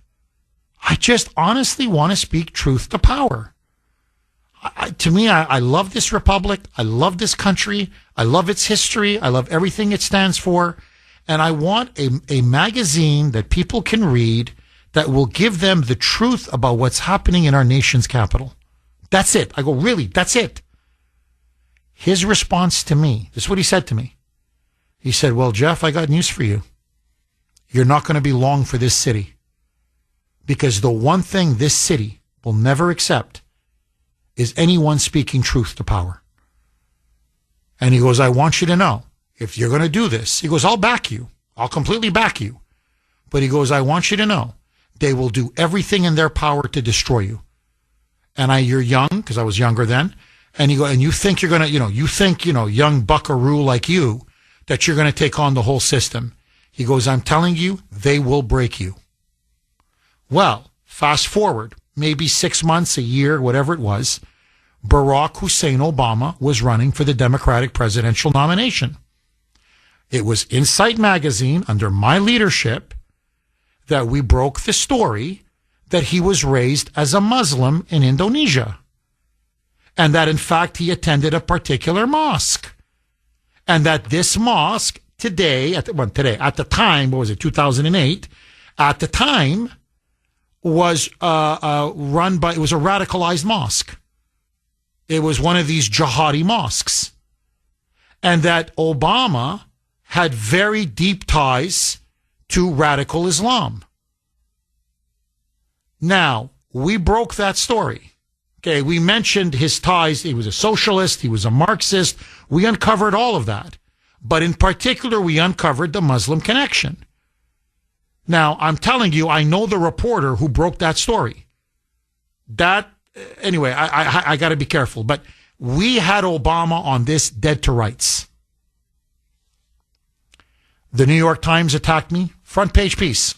They did a front page profile piece trying to portray me as a kook. The Washington Post, front page story attacking me and an editorial attacking me. CNN attacked me. MSNBC attacked me. At the time, there was a publication, the Huffington Post, a lot of influence. In other words, my name was mud. 617-266-6868 is the number. Okay, just very quickly, I just want to wrap up that story because it gave me a window into Washington, into the deep state, into the media, into the establishment, both the Republican and Democratic establishment. So we blew the whistle, okay, at Insight Magazine. We blew the whistle on Obama. We had him dead to rights. And it was true. The whole story was true. And of course, we were later completely vindicated. But truth didn't matter. And so the New York Times, they led the charge, profile piece, front page, and they attacked me 6 ways to Sunday. The Washington Post, front page and an editorial attacking me 6 ways to Sunday. The Associated Press, Reuters, CNN, MSNBC, ABC, what was it? The Nightline. Nightline went after me. Okay, ABC News Nightline. They went after me. They smeared me. I'm reading this, and I'm like, I don't recognize who I am. Like, this is not me. All to protect Obama and all to protect the lie, which was his obvious Muslim roots. In fact, they accused me. You can read the articles are still on the internet. You can see them for yourself. The fact that we identified him in the piece as Barack Hussein Obama, they said was Islamophobia. And I was on the phone. They called, these reporters called. And by the way, 99% of what I said never made it into the paper. And the 1% that did was distorted. So it was a real lesson for me on how they work, how the media works. But I kept saying, but that's his name. I go, literally. So my middle name is Thomas. So if someone said to me, and by the way, when I wrote my column for years at the Washington Times, it was always Jeffrey T. Kuhner. Why? Well, the T stands for Thomas. It's my middle name. I'm proud of it. His middle name is Barack Hussein Obama. When he was peddling his book before he became a senator, his name was Barack Hussein Obama. And by the way, he was the one, this is very important, on his own biography, when he gave speeches, when he was peddling his book, he's the one that said he was born in Kenya. And we quoted directly from his own pamphlet, written by him in his name, where he had, he was a state senator at the time in Illinois, and he's peddling this new book, and he's this, he's a multicultural guy. And no, I was born in Kenya. So I have real African roots, and I was raised in Hawaii, and I spent time in Indonesia, and so all of this. So this whole birther thing, I said, well, the original birther was Barack Hussein Obama. None of this mattered. Truth didn't matter. It was smear, smear, smear. Now, Fox News, which used to always take our stuff, they loved our stuff. The moment we exposed Obama as a Muslim, didn't want to talk about it. Didn't want to talk about it. Sean Hannity was a coward, an absolute coward. I'm telling you. Okay? Many others, absolute cowards. So this whole, fair, balanced, unafraid, you know what I want to say. Okay? Bravo Sierra. And they all knew it was true. In fact, I have text messages, which I've still stored to this day, of top Fox News producers, because they always loved our stuff at Insight. So they say, hey, when's the next edition out? Could you email me some of these stories? Because it was great content for them and their shows. Privately told me, oh, Jeff, everybody knows what you're saying is true. It's just, why are you saying it? It's just politically incorrect. No, we can't. Management said we can't play this. We can't discuss or play the story. Now, it turned out that the Democrats and many Republicans tied to John McCain contacted the ownership of Insight, the same owners of the Washington Times. And a mandate was given. You've got to take down Kuhner. And so the editor-in-chief of the Washington Times, a guy who claimed to be a conservative, and his managing editor, who claimed to be a conservative, literally went on a jihad against me. They started to write columns publicly denouncing me. Why? Because I dared to tell the truth. Now, the Washington Times claimed to be a conservative paper. It used to be Reagan's favorite paper. They had to bury that story. Fox News buried that story. Sean Hannity buried that story. I could go on. So that's why for years you say, well, Jeff, you're so self-confident when you say this guy's a fraud or this person's not genuine or whatever. because I dealt with them. Now, let me just show you how Washington works. I had two students. Remember, I was a professor at McGill, okay, before I went to America and became a journalist and ended up at the Washington Times and then at Insight. So I taught history at McGill. And I had a lot of students. They loved me as a professor. Some of them were conservatives. And so when they found out now that I was working in Washington, they met me, that we had lunch, and they said, Jeff, we want to work in some of these Washington think tanks. And could you write us a letter of reference to get us a job? And I did. And I'm not stroking my own ego, but I helped get them a job. In fact, I was instrumental in getting them a job. And they worked at a prominent, I don't want to mention the think tank, but anyway, because I think she still works there. So I don't want to get her in hot water. But she worked at a very prominent think tank, and so did this other guy. And they call me up. And they go, well, we see your name is everywhere, and you're being denounced by everybody in the media. I said, no, I know, but the story's true. Well, this is what they said to me. They said, yeah, we don't want to have much to do with you. I'm like, why? Oh, listen, it's going to ruin our reputation. I go, but the story is true. Don't the American people have the right to know the truth and all the consequences that come with that? If you're going to elect someone who has ties to Islam, including radical Islam, that's a Manchurian candidate. And you're going to install that in the White House? And you're going to pull the wool over the eyes of the American people? And so even students that I had literally helped get them good paying jobs in Washington turned their back on me. I became like a pariah. Who was the one that gave billions to the Iranian mullahs? Obama. Who was the one that allowed ISIS to rise? And how many millions of Christians and Yazidis and minorities were slaughtered? It was a genocide across the Middle East and North Africa. It all occurred under who? Obama. And he called them the JV team. Who was the one that literally put Iran on the path to the nuclear bomb? Obama. Who's the one that allowed Al-Qaeda and Islamic terrorists to pour into the United States? It was Obama. What I'm saying is that cover-up of that important story, do you understand the implications that led to this country and for people around the world? But because nobody had the guts and they all knew it was true because we had dotted our I's and crossed our T's. And then, by the way, he becomes president and gives a big speech to the Muslim world. Remember, there was the first thing he did was an apology tour. And what did he say, if you remember? He said, I'm a Muslim, and I have known Islam on 3 continents.